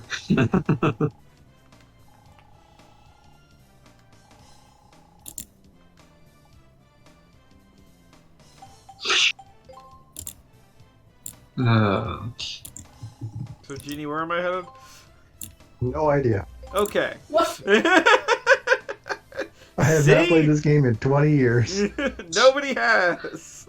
Okay, I'm following out a guide. Yes. I just remember the basics. Like you got to find the three doodad or the three computers to open up the main. Yes. Yeah, no, I know I'm looking for those MacGuffins. You gotta find the doodads to whatchamacallit. Need the Watcher, Sleeper, Dreamer keys. Have you already got those? Yeah, That those are what I'm sounds- looking for. That sounds like it was made up by an asshole. I'm sorry. But like the very idea that like somebody called it the Watcher, Sleeper, Dreamer keys on purpose, that sounds like somebody was just trying to piss somebody off. It's possible they were like reading or watching a lot of Marvel comic stuff, and they're like, Watcher sounds cool. Damn you, want to. Fuck. Now I'm thinking about the unpleasant discoveries I made regarding Falcon and Winter Soldier. It's bad, turns Oh out. god. That is an unpleasant thing to learn. I mean, like, I sort of jumped off the whole Marvel bus the second Infinity War, or whatever, Endgame ended. The second Endgame ended, I was like, okay, that was cool. I'm done. Don't Marvel's ever over. need to pay attention to this again. I stand by that decision. I feel like it was the right one to make. I mean, I will admit that if Spider-Man is doing something, I am interested in what Spider-Man is doing. Okay, Like, let me rephrase. that'll always be a ever part of so my life. You slightly. jumped off of caring about the Marvel Cinematic Universe. As a whole, right? Like, Yeah. it was the moment where I was free to skip the next one. And I know I always was, but the, like, psychic weight of, well, you have to see these because you're following them suddenly vanished. And I wasn't following them anymore. And if I want to watch Spider-Man, I'll just fucking watch Spider-Man. No, that makes perfect sense. Apparently you need to go, like, Sub-City number 1 or whatever. I don't know where these are. Fight something called Big Hot Bruno. Well, yes. that's just making up stuff. That's Big bad. Hot Bruno. Yeah, Yeah. apparently there's Big something Hot called Bruno. Big Hot Bruno in the main gate that you have to fight. Personally, if like somebody told me, okay, now you have to go fight Big Hot Bruno, I would just not do that. I would just feel like, you know what? I would shrink from my duties of fighting Big Hot I think- Bruno. I would, I like, think really? I can. I think I can get by without fighting Big Hot Bruno. You're just gonna leave Big Hot Bruno, like, all alone and not deal with Big Hot Bruno. Yeah, I'm just not gonna deal with Big Hot Bruno. I mean, The fact that like he's described not just as Bruno but as Big Hot Bruno, it's worrying. is it hot or hat? Big Hat Big Logan. Hat Big Hot Bruno. Logan. Big Hat Bruno, I don't care about. Yeah, Yeah, sure, I'll see? fight Big I'm Hat. cool I'll with fight that. Big. I'll fight Big Hat Logan or Bruno or who the fuck ever all day. Big Hot Bruno, that's like my line in the sand. That's the point where I'm like, you know what? I'm not sure I'm prepared spiritually or physically to do this. I think a lot about... Big Hot Bruno? No, actually about Big Hat Logan. This is just like... I always appreciate that, like... actual Dark Souls is just like, no, we can just name a character Big Hat Logan. Like, any Dark Souls fan is, like, very obsessed with, like, oh, think about this tragic weirdo who we might not even know the name of that's only referenced in, like, 3 item descriptions. It's like, let's all just think about Big Hat Logan instead. I do appreciate that Dark Souls has apparently stuck to their guns. No, we're gonna put all the lore in the fucking item descriptions. Why? Because fuck you. Remember that thing I said about how the fucking director of most of these games read fantasy novels that he couldn't read all of, and so, like, enjoyed the concept of having some information but not all of it? You know what? I appreciate that. I really do. I feel like that is a unique, not only a unique way to go about doing things, but a bold way to go about doing things. It clearly resonates with people.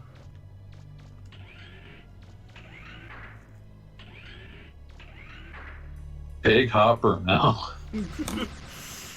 One day we'll find a Big Hot Bruno. I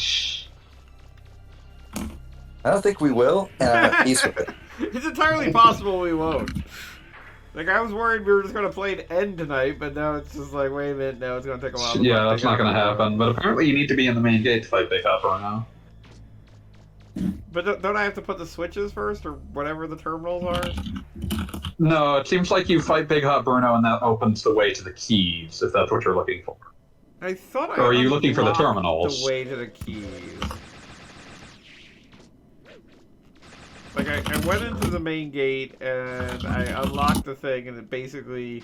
Like, even Data the Monkey's like, hey, go back to town and deal with that shit. Big Data, Big Monkey. Oh, you could ask Data again. He's your best friend. He is my best friend. He's always been there. I don't know. I'm not so sure. No, he told me he was, and I really have no reason to I mean, doubt he him. has always been there. He's always boogieing. Yes. Eternally. Have you ever boogied like Data has? I don't believe I have. Dude, I I'm Do you cannot. boogie like we do? I can honestly say I don't think I've ever boogied like Data has boogied.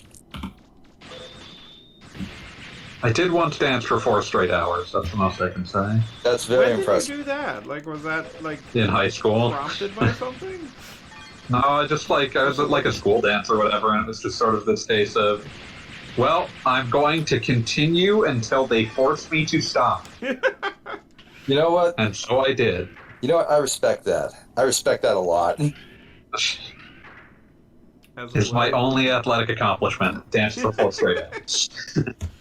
I mean, it's. I don't think I have That's an pretty athletic impressive. accomplishment on that That level. is so... that is very impressive.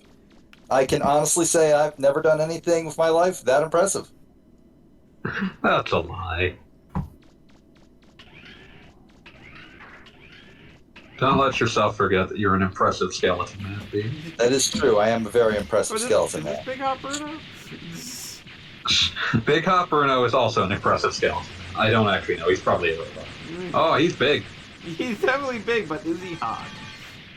I feel like you'd probably know if he was Big Hot Bruno. I feel like that's a very relative thing. Like, yeah, he's big, but is he hot? Well, I don't know. Do you think he's hot? Yes. You're gonna have to ask. That's in the The real question is his name Bruno? Oh yeah, good point. Like, we don't even know if this is Bruno. You ever think about Bruce Willis's singing career? I try not to. I like Yeah, the immediate never. no. Just everybody, just like That's a desperate attempt to shut me down before I start talking about Bruce Willis. no. It's the complete truth. I was aware of Bruce Willis's singing career, and I go out of my way to not think about it. I thought he played the Yeah, no, I'm just saying, like, I didn't say that you weren't aware of it. I was saying you are making a desperate attempt to stop me from talking facts. I mean, why would you want to talk about it? I feel like I just we think as it's a very society- funny when someone has more greatest hits albums than actual albums. Okay, that is actually kind of weirdly, depressingly impressive. Like that's genuinely fucked up that he has that, and like, I feel like that speaks very ill of Mr. Willis. But you know, everything I've heard about Mr. Willis paints him as basically just a giant asshole. So fuck him, anyways. Yeah. Like I wasn't about to I wasn't out here holding out a torch for Mr. Willis to begin with. I am, however, thinking about, as I often do, the era of the celebrity vanity cartoon. I don't think anything in that entire purview will ever beat Warren Buffett giving himself a cartoon. Yeah, Secret Millionaires Club was hell. Wait, hold on. Say what? I see we have a Warren Buffett Secret Millionaires Club version. It was a Warren Buffett cartoon aimed at children about, I don't know, like, there's a very generic cartoon, except that it was also Warren Buffett. It's difficult to explain exactly what Secret Billionaires Club was to somebody who hasn't seen it. It was very much you had to be there and hate it with us. Yeah, But, we like, all watched it at once, and it was hell. I feel like It it's is a pretty easy to miserable explain. experience. Like, it's exactly what would happen if Warren Buffett purchased and ran the Burger King Kids Club.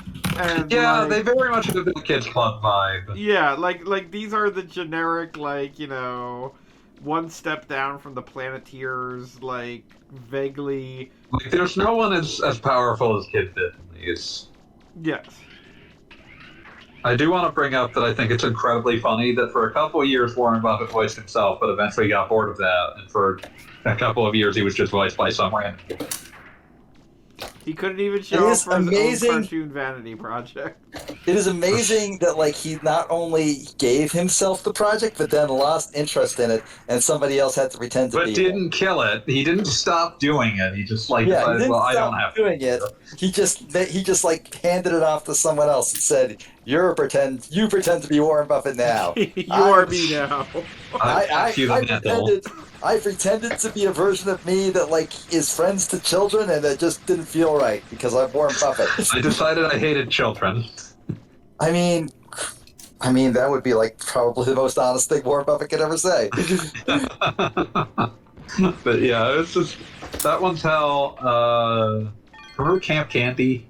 Yep, Camp Candy was good. Camp Candy was good, yeah. How do you feel about Life with Louie? Life from Louie was good too.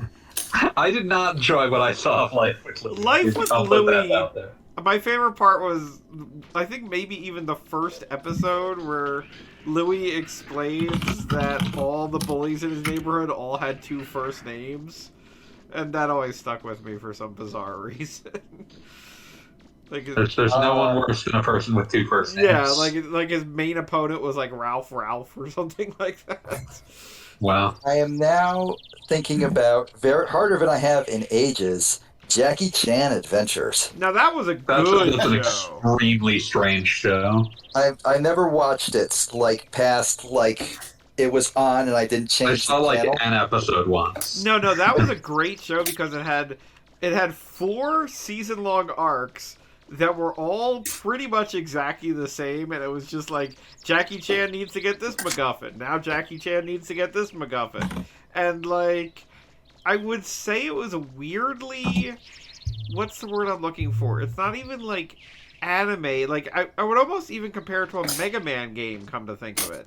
Because it was always, they had to collect, 8 doodads, and then there were the last 4 episodes of the season that was basically the Dr. Wily. Oh, the Wily Castle. Yeah, exactly. And then they do it all again on the next season.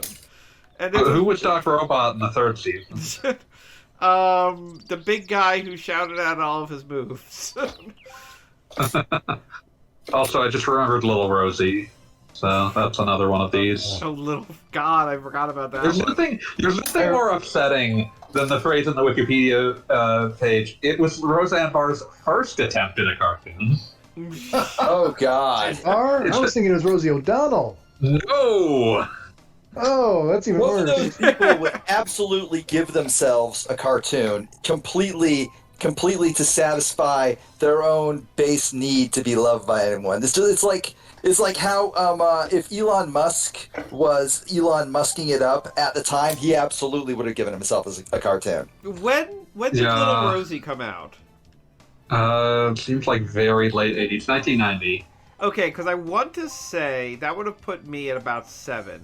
I want to say Little Rosie was the first time I remember interpreting my dad as a human as opposed to my dad, because he literally saw me watching that and was like, who made this? Just this, up to that point, my dad was like this glowing bastion of parental authority, but here he was stumped by the concept of Little Rose. Very concept that this existed. Why does this exist, and why, more importantly, is my son watching this is your introduction to parental fallibility. Yeah. Does not understand the Roseanne Barr. No, it was a bizarre moment where it was kind of like, well, if he doesn't know why it's here, then wait, how could this even happen? What in God's name is this? My The entire moment world when you crashes realize out. that life is actually sometimes just that weird and arbitrary is one that never truly leaves you. It's true. But yeah, I want to say remember- that was Little Rosie, because he proceeded to be like, she has a cartoon now? I'm going further down this rabbit hole of bad celebrity cartoons, and I'm looking at the Hammerman Wikipedia article because of course I am. Yes. And Obviously. there is whenever you see more than 2 countries in terms of country of origin for a cartoon, it always means that way too many hands are involved. And the Wikipedia article starts with, Hammerman is an American-Canadian-Italian Saturday morning cartoon. Okay, American and Canadian, that much made sense. I mean, that's Beast Wars, who cares? That makes sense. That's That just every happened. cartoon made in the last 100 years. You get some American actors. You got a studio in Vancouver doing the grunt work. That's fucking normal. When you add an Italian, though, then I'm just like, okay, we are in uncharted territory. I'm sorry, Pete, Yeah, would just- you react with a statement of Mamma Mia in reaction to that? Mamma mia. All I can think of is that fucking Tumblr screen cap of some sunken Italian castle, and And the first response is, "Next time, build it on land, idiots." And like somebody else, like some Italian guy responds, "How fucking dare you? This is a national treasure." And the immediate response to that same guy is, "Whoa, mamma mia, cunt!" just like this man woke up and chose violence against Italians, and I don't have it in me to say he was wrong to do so. He found out about World War II the day before. He was on a tear. Just found out about racism. Damn, that shit sucks. God, now I'm remembering the fucking, like, tweet that I saw many minutes ago that I've never been able to find again. That was fucking That's how Twitter just works. like... Say what? I said that's how Twitter works. But it was just like someone talking about... it's probably a screencast that I saw, but it was someone saying, like, you know what would fix racism is just everyone had weed. Have you ever met a racist stoner? And then, like, the follow-up, the reply is just, oh, damn, it turns out I'm wrong. There are tons of racist stoners. The one tweet I'm eternally trying to re-find that I swear happened, and if somebody just immediately brings it up, then I'll be like, oh, okay. And maybe it was a Tumblr post, I don't know. But it was like a variation on the, like, sir, this is a Burger King meme, or sir, this is a Wendy's drive-thru. Service is a Wendy's. Yeah, but Yeah. It was something about, like, it was like a parody of how cops appear in various social media posts, and basically I just remember the phrase, "You have to help me, I drive a car that screams." It was You what? I drive a car that screams. Is that like the police officer trying to get Wendy's is breaking down because they drive a car that screams. It was just so absurd, and I missed it. Whenever I think of, like, situations where someone is, like, is using just a completely nonsensical attempted flex of authority, I think of that time that they fucking, like, arrested the cake boss, and he literally screamed, "You can't arrest me, I'm the cake boss." That's fucking incredible. I feel like that's the kind of Regarding shit that should be tweets that no longer exist, I will spend the rest of my life trying to recapture the high of the first time I read, and I have this committed to memory. Just I know what one this is gonna be. It gave a stone cold stunner to the Xboxes. All the nerds are crying, and I'm flexing real hard and jerking off. When you bring up a deleted tweet, it's always that one, because Because it it's the always best. should be. I will never ever see a better one. I suppose the extant, the one that's still there and can be found, will always be the one Kim's Pope Leopold versus Martin Luther. Oh yeah, more like 95 feces. Like 95 feces blocked, bitch. Wait, unblock me. I didn't tell you something. Unblocked, bitch. So fucking good. Kids. Gonna accomplish something. This is our secret base. I'm Chris Houlihan, and this is my secret room. I don't tell anybody How do about you it. get there? That's the Chris Houlihan room? Wouldn't be much of a secret if he told you. Well, would it? That's what Ron I warped thought. into the Chris Houlihan room. Yeah, isn't it technically a wrong warp? It's basically where the game puts you if it doesn't know where you should be going. So it's basically a It's a safe room. overflow. So it's basically an overflow error failsafe. All right, awesome. Yeah. You just put it in there because it's like the game needs to put you somewhere, and that's a safe place to do it. Like you see that with a lot of like weird things. I'm trying to remember what it's like. FF6 gives you something specific if it can't pull data from what the battle should have given you. Oh, which that was basically what, like, if memory serves, that has something to do with the whole sketch bug and everything. Ooh. Yeah, the sketch bug will probably cause that to happen, but yeah, it'll give you like a fire ring or some shit if it doesn't have any idea what you should be getting. Fire, right?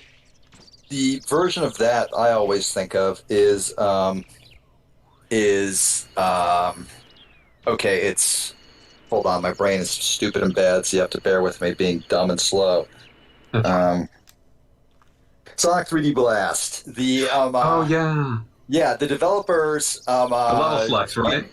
yeah, the level select. Basically, any error of any sort. They have just like a gigantic.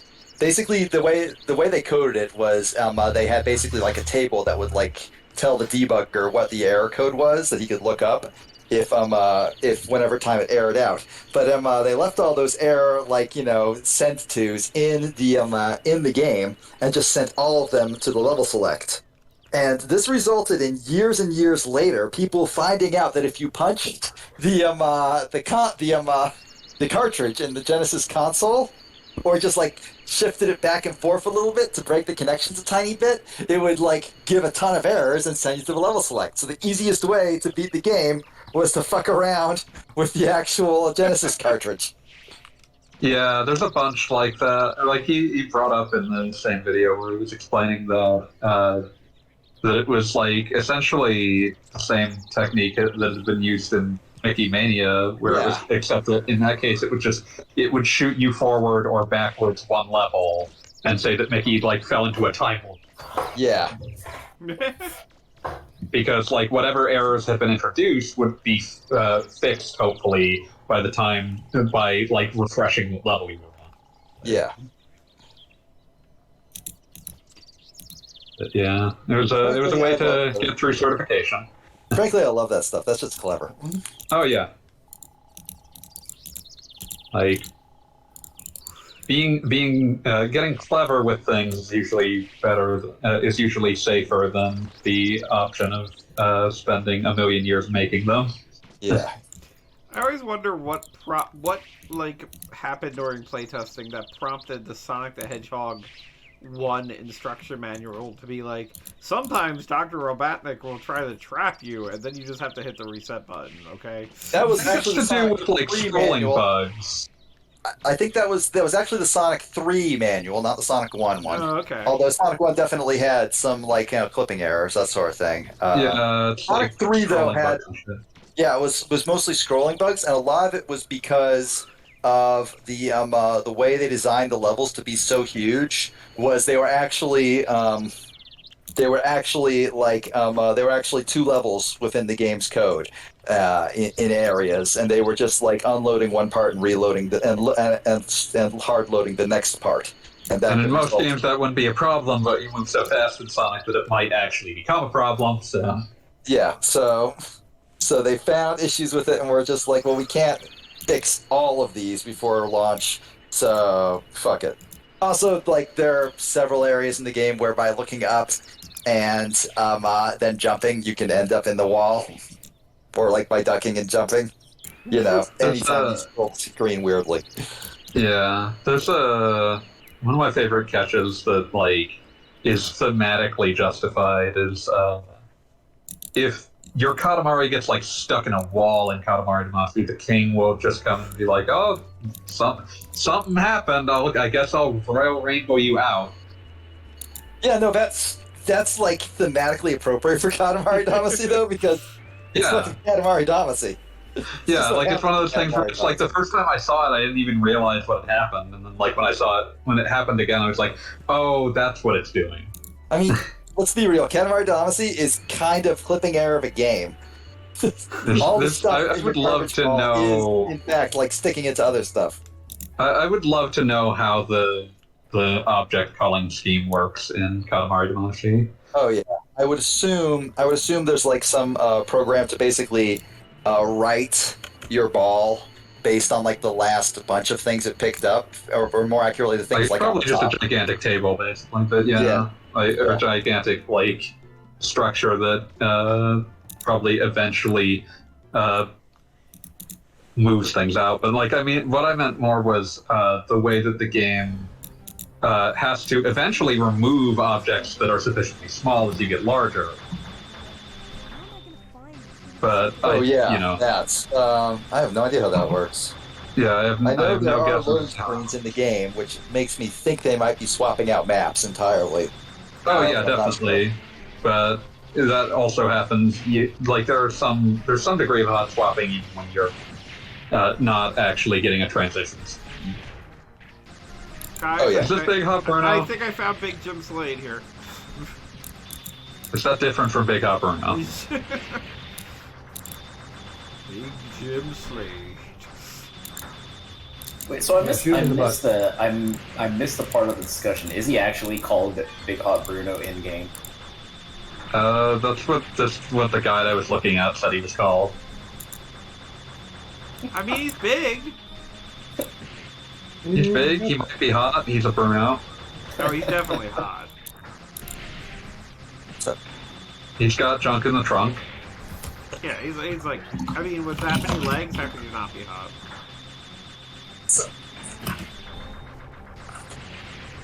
He's got like things falling out of him. Very hot.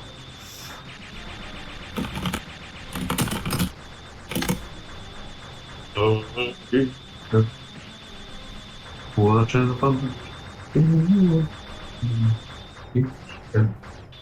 She's a man eater. Do.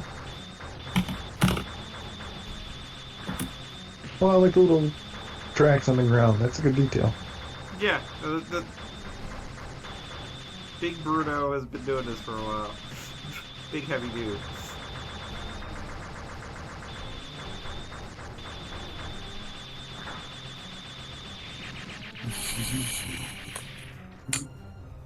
Huh? That sounded like a door opening somewhere. I better It take sounded like a look door around. opening somewhere. No, it sounded like a robot exploding, which made sense because I just exploded a robot.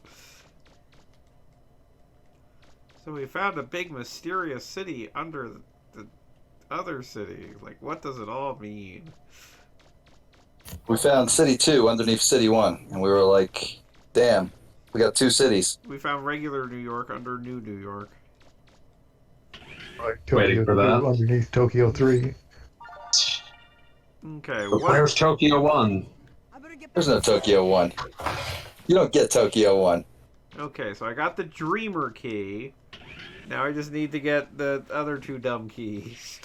Yep, and the other black squares in the city.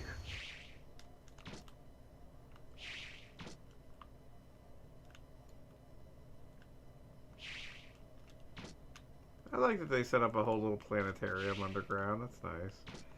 Let That's the pretty cool. proto-humans have a nice day. That would be the humans, and the player characters are the robot replite human hybrids. Proto-humans. The betas. But like in pickup artistry. I made that fake chart just making fun of this. But yes, they technically are called the betas. Yeah, one of the things that I'm genuinely sad I lost with Beat Twitter was my posts making fun of Alpha Revelino. Because Alpha Revelino deserves to be mocked. Your brand regrets losing regular people versus creative people. I don't give a shit about that one. Yeah, That but one. that's why I said your brand. Like, if I regretted losing that one, then I would be a worse person for it. It's true. Never become a brand, Pete. Always Never be. become a brand. Oh yeah, so the dude that you're talking about is the one where like It's the like, dude who MS they have paints to lean into you and you have to be standing straight or some shit. Yes. Oh, but, that nonsense. That's just the tip of the iceberg of how much of what he creates is literally just him MS painting lines on stock photos of couples to prove how much they fuck according to his own system of divine mathematics. He genuinely believes in this, as near as I could tell. Like, It's like the There- Bible code, but it's applied to people. Like yeah, this exact kind of thinking. there is a deeply stupid logic at play. If you ask him, he will tell you that yes, he is fucking 8 college girls a night. He is also in his late 40s. Those facts are not compatible. Wasn't one of the things that you linked to is like Oh yeah, this man who has won the world's strongest man clearly does not fuck because he's leaning into his wife or whatever. Yeah, exactly. Yeah, exactly. It's like he was like, "This man is a little bitch," because you could tell the angles. The angle. It's just like, Via math, whoa. I will prove that I am tougher and more powerful than this man. When I say divine mathematics, I mean he has literally invented a religion. And he must adhere to it because it's the only way this world can survive. Yeah, like the second like he is confronted with the fact that all of his stupid bullshit is in fact very stupid bullshit, he will die. He will cease to be.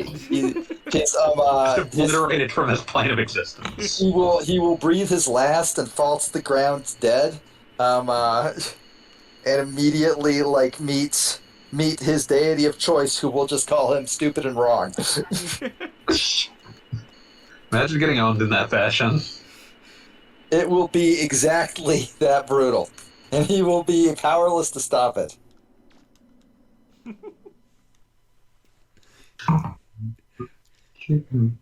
I, for one, am here for it. It's gonna be fucking rad. Planning ahead for it.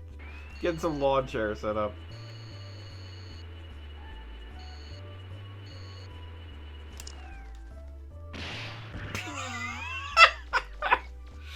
I'm sorry. Sometimes you just get boxed by a car in just the right way. I apologize for nothing. Yeah.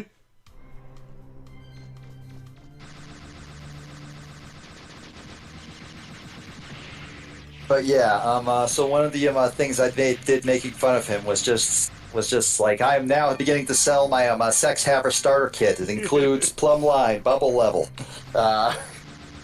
square edge, protractor, and a fucking ruler. Everything you need. Now, is it the ruler that fucks, or is it just a fucking ruler?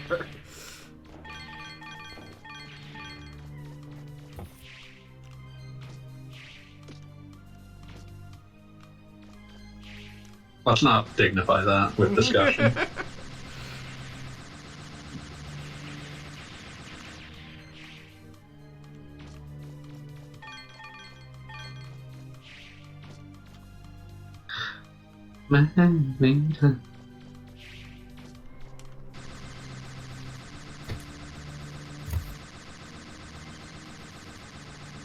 These robots with the 4 legs vaguely remind me of like those overly muscled bulldogs that you sometimes see pictures of. Yep. Like, those bulldogs really work out.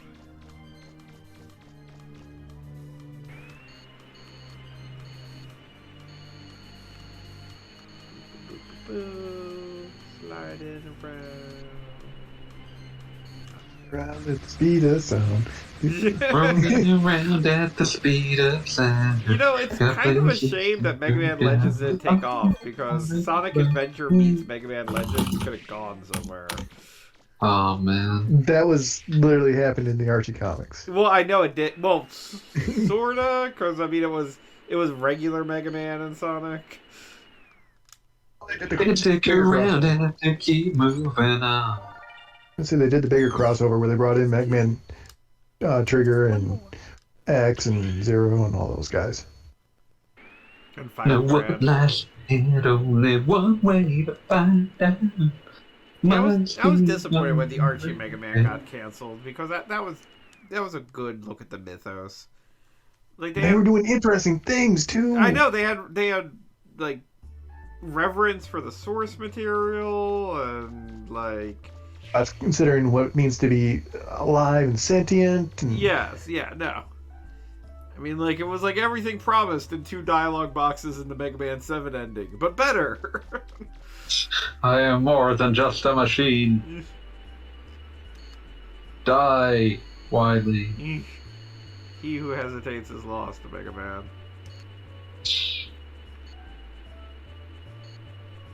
Can't stick around, have to keep moving on. Yeah, Mega Man is rolling around at the speed of sound here. Must keep Or at on least a moving mildly ahead. quick little move.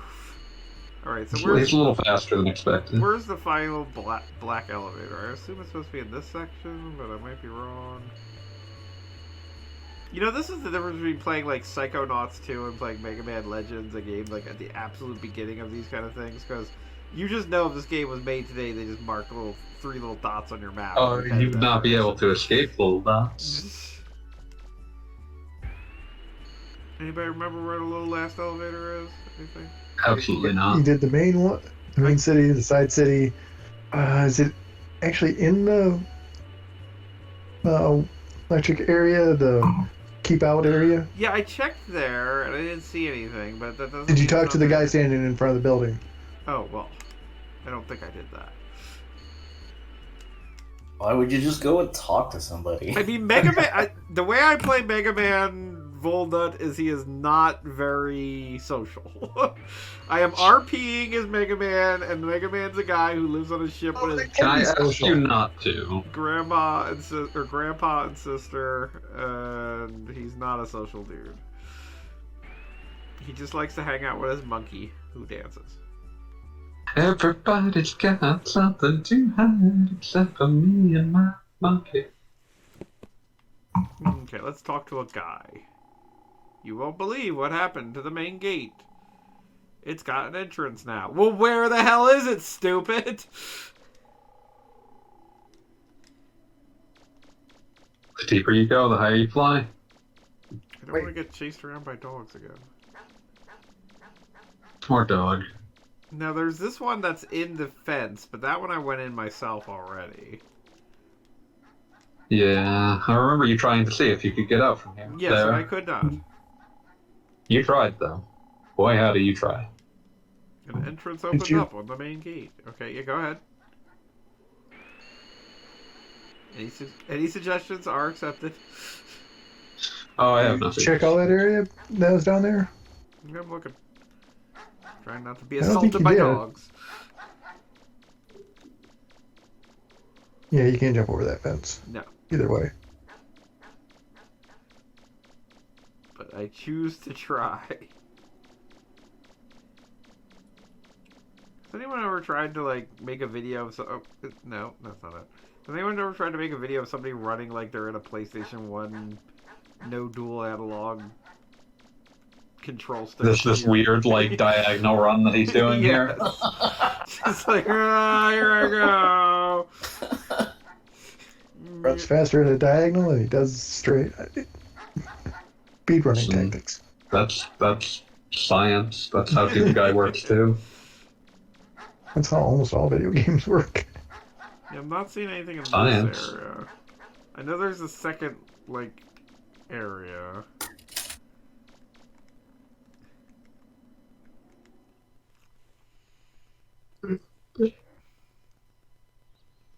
Nope, this is outside.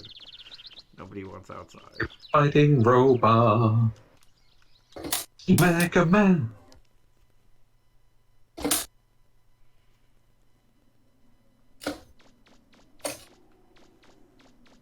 Oh, I just got owned up. Oh no.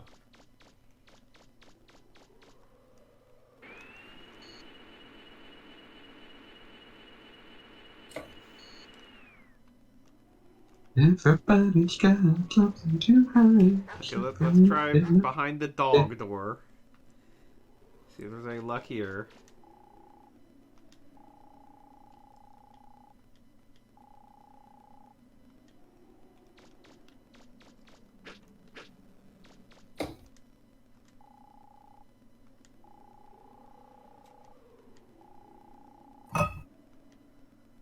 Children's voices, abandoned factory.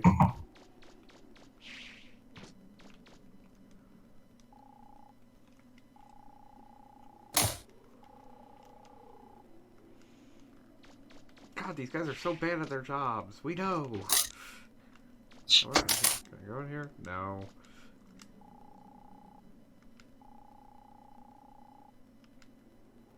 There's small children in Old City or whatever the hell. Probably a serve bot. Don't worry about it. You're a surf bot.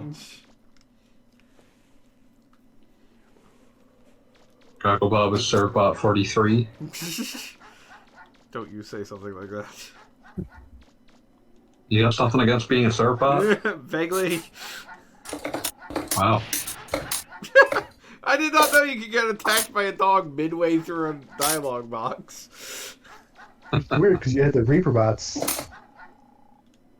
Yeah, the Reaper bots would just jump through you. Yeah, no, this dog is just like, screw you, Dog's all too laws powerful. of video game. Yeah, there's gotta be an entrance somewhere else or something, or I don't know. It's important, I gotta get away with this damn dog. I'm not gonna kick you, buddy. A dog. I'm not kicking you. Are we safe? Did I lose him?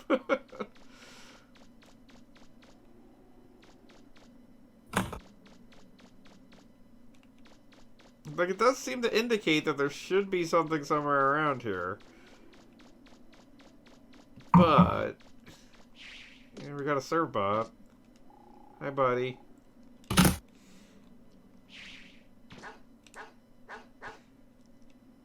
Have to, like, jump into a building or something?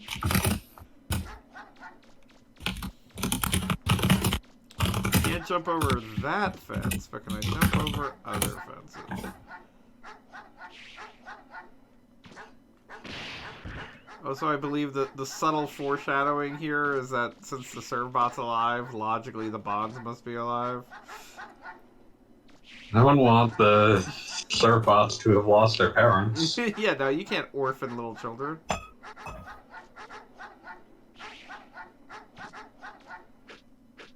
Okay, look, I got a whole view of the city here. Is there something over there? No, they just got chimneys. Why does this town suck so much? It's the industrial district. Nobody likes you, old town. Man, I don't Wow. think I got that dude to less than half-life in any round. Which fine? Strive or Exerd. Is nobody playing Strive? No, this is like Sure, plenty this is of like people play the this is the what is it? This is kind of like the holdout of Exerd fans in the Bay Area. Or I guess they merged, so it's basically all of California, I think. Oh, dang. People like playing the new thing that gets updates. How will you Jacko's here. Jacko, yes. But a Jacko that plays different.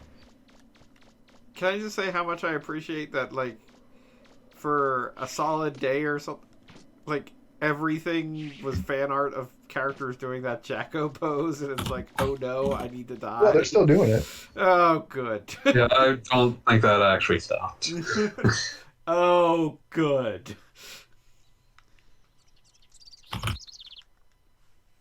The Jacko pose. It's indescribable, so I can see why it catches the eye, because it's like, what are you doing? I can see other reasons it catches the eye. I mean, obviously, but it's even one of those things where, like, people will also do it as a joke, because it's like, what are you doing? Yeah, no, the best I saw was the Kirby attempting the Jacko pose. That was good. Like with most things, Kirby doing anything is awesome. Kirby doesn't have legs. I don't know how that works. Kirby He's just kind of lays on his stomach. kinda has legs if you believe. Kirby has feet attached directly to his body. Maybe like a second entrance, because I already did that one. No, they wouldn't do that. I feel like the worst thing I ever saw was people doing fan art of Kirby without shoes. Ooh, no, what? No, no. No. That should Like, be specifically that is to a troll, but criminal also act. hellish. much like Sonic without shoes. That is like no. Remember that time Robotnik stole Sonic's shoes? No, that never happened. You don't remember Sonic Labyrinth? Oh yeah, that no. He gave him new shoes. That's very different. He stole his Sonic shoes and replaced them with new shoes that meant Sonic wasn't allowed to run. How do you feel about the information presented in the Sonic Bible? Dr. Knipnick or whatever. Kintobor. Ovi Kintobor. And Sonny the Hedgehog.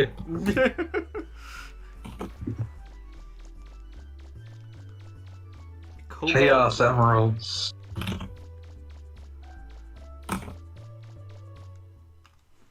God, you know that the Sonic the Hedgehog franchise is the exact kind of franchise that would just introduce like weird off-brand Sonic, like as a deliberate character that like Sonic then has to deal with. That Crash Bandicoot beat him to it. I was going to say, are you describing Sonic Anniversary, or are you describing Sonic Forces? Well, no, that's the thing. Sonic Anniversary and Sonic Forces very much had older Sonic. I'm talking about like a deviant timeline, and I do mean deviant. Like Sonic from a world where, like, you know, he's allowed to take off his shoes. Exactly. It's like, what are those? We put out a fan survey, and what you demanded was feet pics.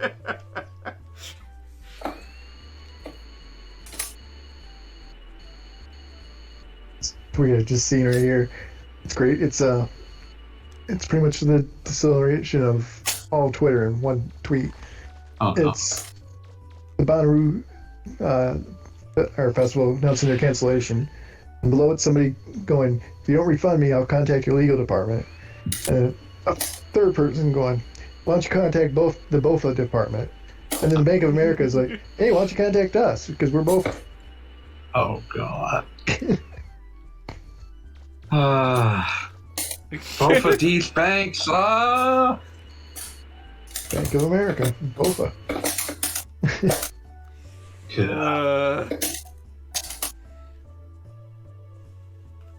Okay, is it possible there's... I swear I checked this out, but is there, like, one in the, like, City Hall district here? Could somebody look up the location of the 3 keys? Because this is going to drive me completely insane. Okay. I'm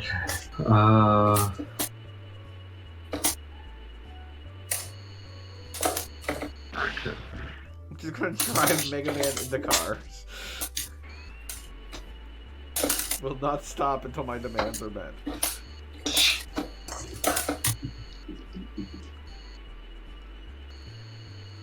I'm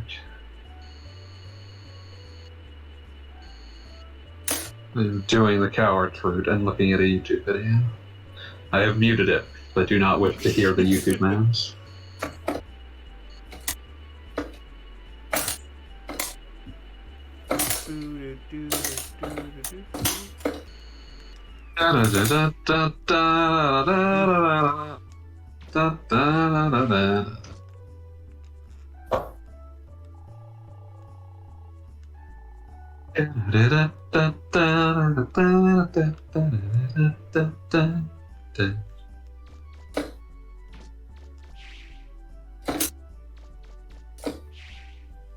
Actually, it occurs to me, if this was before Mega Man Battle Network, that means this is before Bet got a pickaxe. Yep. Fun.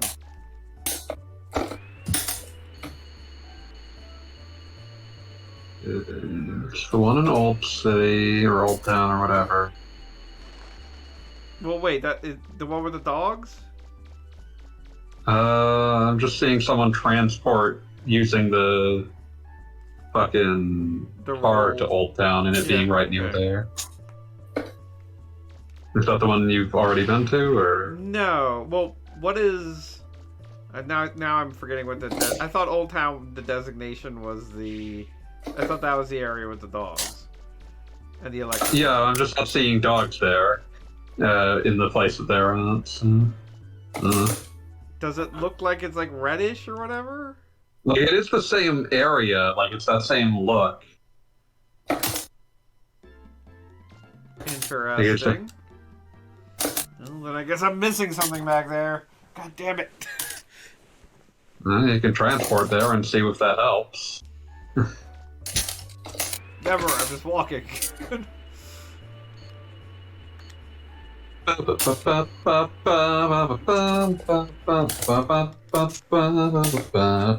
like a screenshot and put it in the Discord. No. Damn it. Okay, I'm here again. What I think is Old Town. Does it look like what's on the screen? Yes. Okay. But there's a big area that has like a couple of these kinds of things in it. Maybe each kinds of doors, I guess. Am I somehow missing an entire section of Old Town? I don't know. Maybe they got it blown up at some stage. I can't remember if there's a point in this game where the whole town can get blown up. You know, no, I don't think so. Old Town, I think, is unaffected by various explosions. Okay, no, that was Unamused by trash behavior. I wonder if Beat will ever return. Yeah, I forgot where he went. Like, did he ever tell us what he ate? This is very important. I feel like he came back after eating, but I can't remember. Okay, let's skate. Let's find it. I'm sure there's at least like somebody either watching now or eventually in the recording of this who's like, "Oh my God, it's right over there, you idiot." Someone who can complain about our failures. Yes. Old City. This sub-city is found near the place where Building 88 is/was. It is a mere black cube within the rubble. Oh, it's in the hangar. Oh, it's in a hangar? Or in that hangar area, yeah. That's hangar 88. Welcome to our fortress town, and thank you to show you around. Downtown and uptown. The downtown and uptown I go. Yeah. What's it? Possibly I've said too much. 18, I know too much.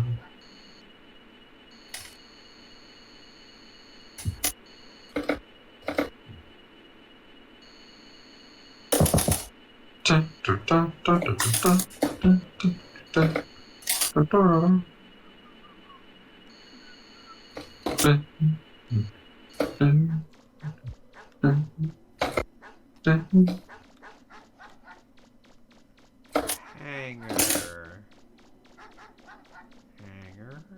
Hangar. Mike Hacker. Hangar. Yeah, the big building with a red roof. Big building. Okay, wait. Well, that's in the fence I can't get over. Yeah, you gotta go through a main gate. Wait, I gotta go all the way through the dungeon to get back there? Yep. Oh, you son of a bitch! Rude. Yeah, if you go out the door by the hangar, it takes you to that big tower. Where you go into the area and then you go down that big spiral area. I gotta go fight past the robot dog again. It's not like that's that onerous a task at this stage. This is true, but it's just the principle of the thing. Well, this, You have no principle. This at least explains why I couldn't get there. I don't feel so bad, even though I should feel bad. Probably blew like a half hour. I'm just gonna like, you know, we'll just like fast forward and put the sound of keyboard clicking. And no one will notice. I know too much. Okay, let's see if we can just rocket sled all through here and just avoid fighting anything. Whee! Why can't we be friends? Why can't we be friends? Why can't we be friends? Why can't we be friends? You guys don't look me by. Wow. Speak. Oh, Pete. Is he back? No, he just left. Oh. He just pinged out. I assume he's in a better place. And by a better place, I mean his home. I don't think he ever left it. That's a good idea right now. I did, however, send him the message. We miss you. Oh, I hope he will understand. I'm sure he will. Computer back into the room. Does anybody want to talk about Persona? Not right now. Never I am played, so kidding. no. I actually did try the Strikers game. It's actually very surprising. It's Muso Combat in a Persona 5 game. I mean, I'll probably...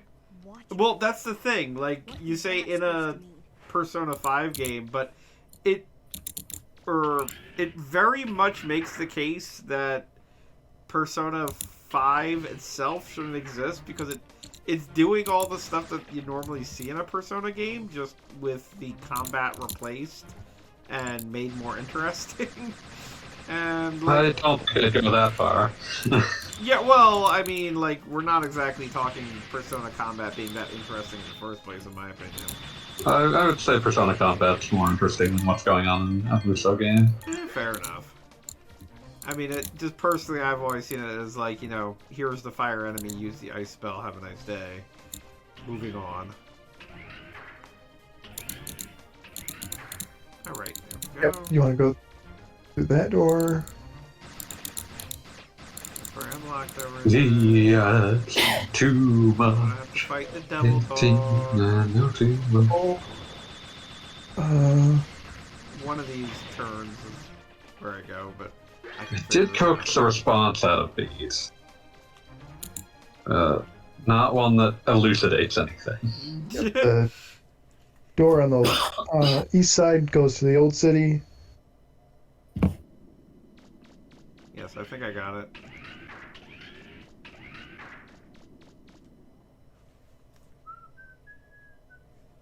Beat, we will miss you, but I'm sure you'll be on the stream next week. Or you will, whatever. Bring back beat.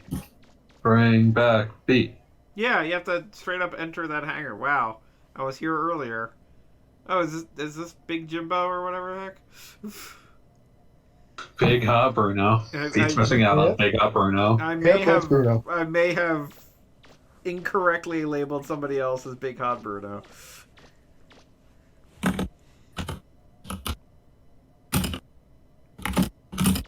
Wait, that mark. Diesel, you better not be eating an entire pizza yourself. Yeah, according to the fact I'm looking up right now, that one guy that you thought was Big Hot Bruno was Guy Turin. Oh, well, my bad. Do you know what happened to Miss Tron. I thought I was going to die. She's alive. I can't believe it. And Mega Man's just happy to... Because Mega Man really was convinced he killed them all. And he felt bad there was blood on his hands. Let go of me. What do you think you're doing? That's wonderful. Touch me. What the hold up, Prawn? If you don't hurry up, there's not going to be any pizza left. Huh? Yeah, I'm always just Thought so I'd murdered you. how much emotion they can show on these simple polygons. And it's great because they're... Like, you don't see this kind of directing today. Like, they're doing, like, him peeking Hey. around the corner and stuff. It's Well, good stuff. This robot is my masterpiece. Sorry to have Yes. bothered you. Welcome to try and stop us. Beat, Me. like a phoenix, you have returned. Stand a chance. This time. Eh, It's good to have you back. And like a phoenix, you're Yes. being cool about it. whatever. Away, I wasn't trying to like be a dick fanboy. I just was like, I need like a moment to clear my head. That's So, understandable. not a big deal. Tell Calisco to go fuck himself. Rude. Whoa. Yeah, You can just tell me yourself. go fuck yourself. You're right, I could. Good and did, apparently. How cruel. But hey, it's Big Hot Bruno. Calisco, like, the way you work that joystick makes me feel like it did something to hurt you. Hi, yeah, I'm gonna request that this stream never use the phrase "how you work that joystick" again. I have I'm just simple Does that saying. be requests. the name of the stream series? I'm sorry. How you work that joystick? Oh my god, that can actually work. Yep, that's Big Hot Bruno.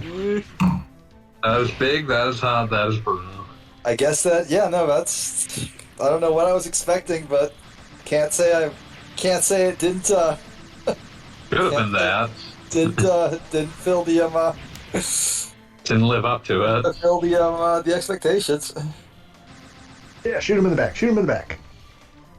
Shoot him in the back. Big Man Honorable. just learned a valuable lesson about like being nice to things. So I don't know. What's the valuable lesson here?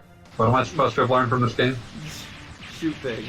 I don't feel like I learned a valuable lesson. I feel like I was denied a valuable lesson. Sorry, I didn't mean to do that. It was collateral. Nah, it wasn't you, man. Do, do, do, do, do, do.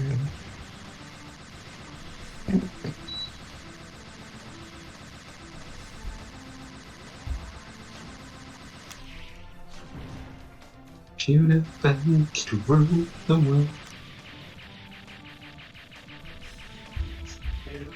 Hot Bruno is now very hot. He's so hot, he's exploding. Hot Bruno became hotter Bruno. He couldn't contain. He was His hot own as hotness. Bruno. No, hottest Bruno is Legends. The idea that there is a Bruno out there somewhere that is so hot that the idea of a hotter Bruno just becomes an impossibility Biggest hot Bruno. is terrifying. Mega Man. Mega Man Volnut. Mega Man. Like I don't think we like as a society are prepared to deal with the idea of a Bruno that is so hot that no Bruno can be hotter. Biggest hot Bruno, bigger, hottest Bruno. Yeah, exactly. Little hottest Bruno. I can face the facts. I love Honor in the. I'm gonna Oh, can you make Bruno too hot that he shrinks down? Or is. Maybe he inflates like a balloon. It's kind of like a Dragon Ball Z transformation sequence where he gets littler but hotter. That's the Kid Buu of Brunos. Yeah. Every time Bruno obtains a new form, he becomes hotter. Oh yeah, I saw that. What was it? There is now official animation of Ultra Instinct Shaggy. Yeah. Fucking ass. It's always bad. It's never good What? Tron. when they when the brands go, oh, I know how to meme, because they don't. That said, I did smile a little bit at like, get over here, man, because he was grabbing Scorpion. Yeah, that's like a better joke. The idea that like Shaggy is one in hell and two bossing Scorpion around, but I can live with That that. makes sense to me. That part's fine. Both counts, No that makes complaints sense there. to me. Scooby-Doo Goes to Hell was something that like just straight up happened at one point in the recent one series. I thought Recent, you mean like 13 years ago at this stage? Was it? No, I thought the like what was it like Scoob or whatever? I was thinking of like Mystery Inc. or whatever. Oh no, I thought Mystery Mystery Inc. Inc. has was mostly notable for Cthulhu. Velma's not lesbian, not girlfriends. Hot dog Daphne. water, best name of a character Voice- ever. That was voiced by Velma from the live action movie. That's actually the name. That's a fucking like Limp Bizkit fucking album. Hot dog Hot water. dog water? Yes. No, the whole Awesome. the whole concept was that she they find her like I think initially she was working at a carnival or something, and her whole family worked there, and she smelled like hot dog water, so that's what the other teenagers. I'm imagining how called her. fucking insulted I would feel if someone called me that. The whole point was that she literally she was initially introduced basically as a villain because she was called hot dog water. So there you go. No, I understand that. At the same time, you need to eventually give them another name. No, she had another name, but come on, hot dog water. No, Yeah. I would not. I would refuse to call someone that. Once you're hot dog water, you're never not hot dog water. Yeah, exactly. One of those nicknames that just sticks. Yeah. Sounds awful. Like What was I saying? Oh yeah, everybody was saying, oh it was Mewtwo. Mewtwo said the Tesla robot is really just some normal guy in a bodysuit, and I'm like, no. Once you put on the Tesla robot bodysuit, you are no longer a normal guy. You don't get now, that. You don't get to you live are- that life anymore. You are now the Tesla robot bodysuit guy, now and forever. No escape, no relief, no salvation. Like, are you allowed to put that on a resume? Like, hey, what was your recent job? I'm Well, the I mean- Tesla robot guy. I don't think anyone would stop you from putting it on, but I think it would definitely cost you like a lot of interviews. Like they're just like going down the list saying, okay, let's see who's up on the who's coming to bat, who's at bat today? Tesla robot bodysuit guy? No, we suddenly Just don't putting have that. something in the open. algorithm to filter that out. we get too many Tesla robot guys flying here on a routine basis. We've never had a Tesla robot bodysuit guy apply, and we'd like to keep it that way. We can't So we have are a stain on our hiring practices. Yeah, so we are officially striking you from the record. It's not you. I mean, it is you, but like we're saying it's not you because we're trying to be nice. I like that you guys are optimistic that the guy in the robot suit is still alive when he's in the robot suit. There's a I decent mean- chance that it's a corpse. I mean, good points. They had him eliminated. I would like to think he's still alive. Although, like, right off the bat, like once you put that thing on, you're dead inside. There.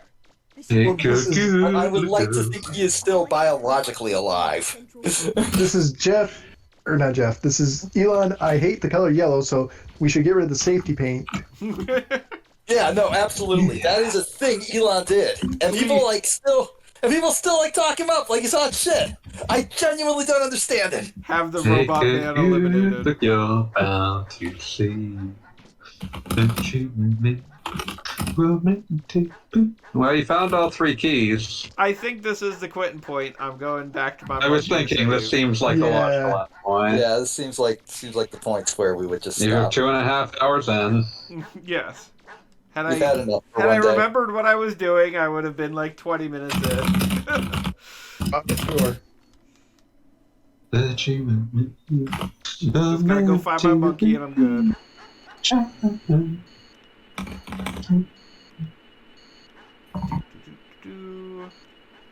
You know, in the beginning of the game, that monkey follows you everywhere, and now it's like I gotta go all the way back. But I definitely don't want to do any of those fights again. Too bad. Now you have to fight dogs. Bad.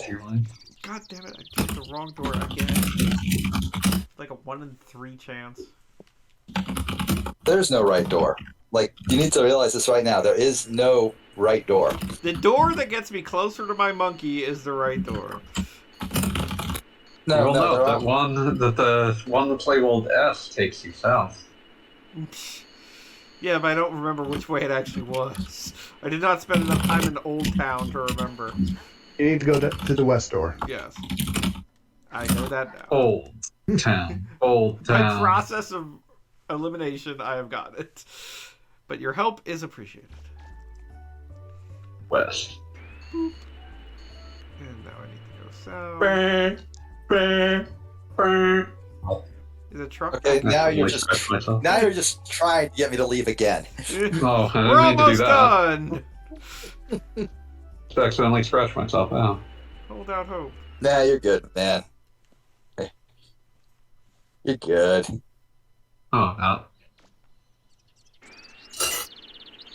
Get a move on, little drill arm. Get a move on. Get along. Trimmed my nails, but I apparently trimmed them sharper than I realized. That's Oh, the when scariest when item. when the stream's over, I gotta talk about some work stuff, which I'm I down. already told I already told Fanboy about. Oh, lordy. Oh, lordy. I now know what you're referring to. I'm psyched to hear about it. Alright, well, on that note, we are going to officially close out the evening. So, everybody, have a good night. Thank you for coming. And we will see you next week for when we, God help us all, actually finish this game. That's an optimistic assumption. I mean, you know, there's You said only you one were dungeon. close. You thought this would be the last stream at the start of this stream. If I had like 20 minutes, like had gotten those keys, we would have. But for now, good night, everybody. See ya. Bye bye.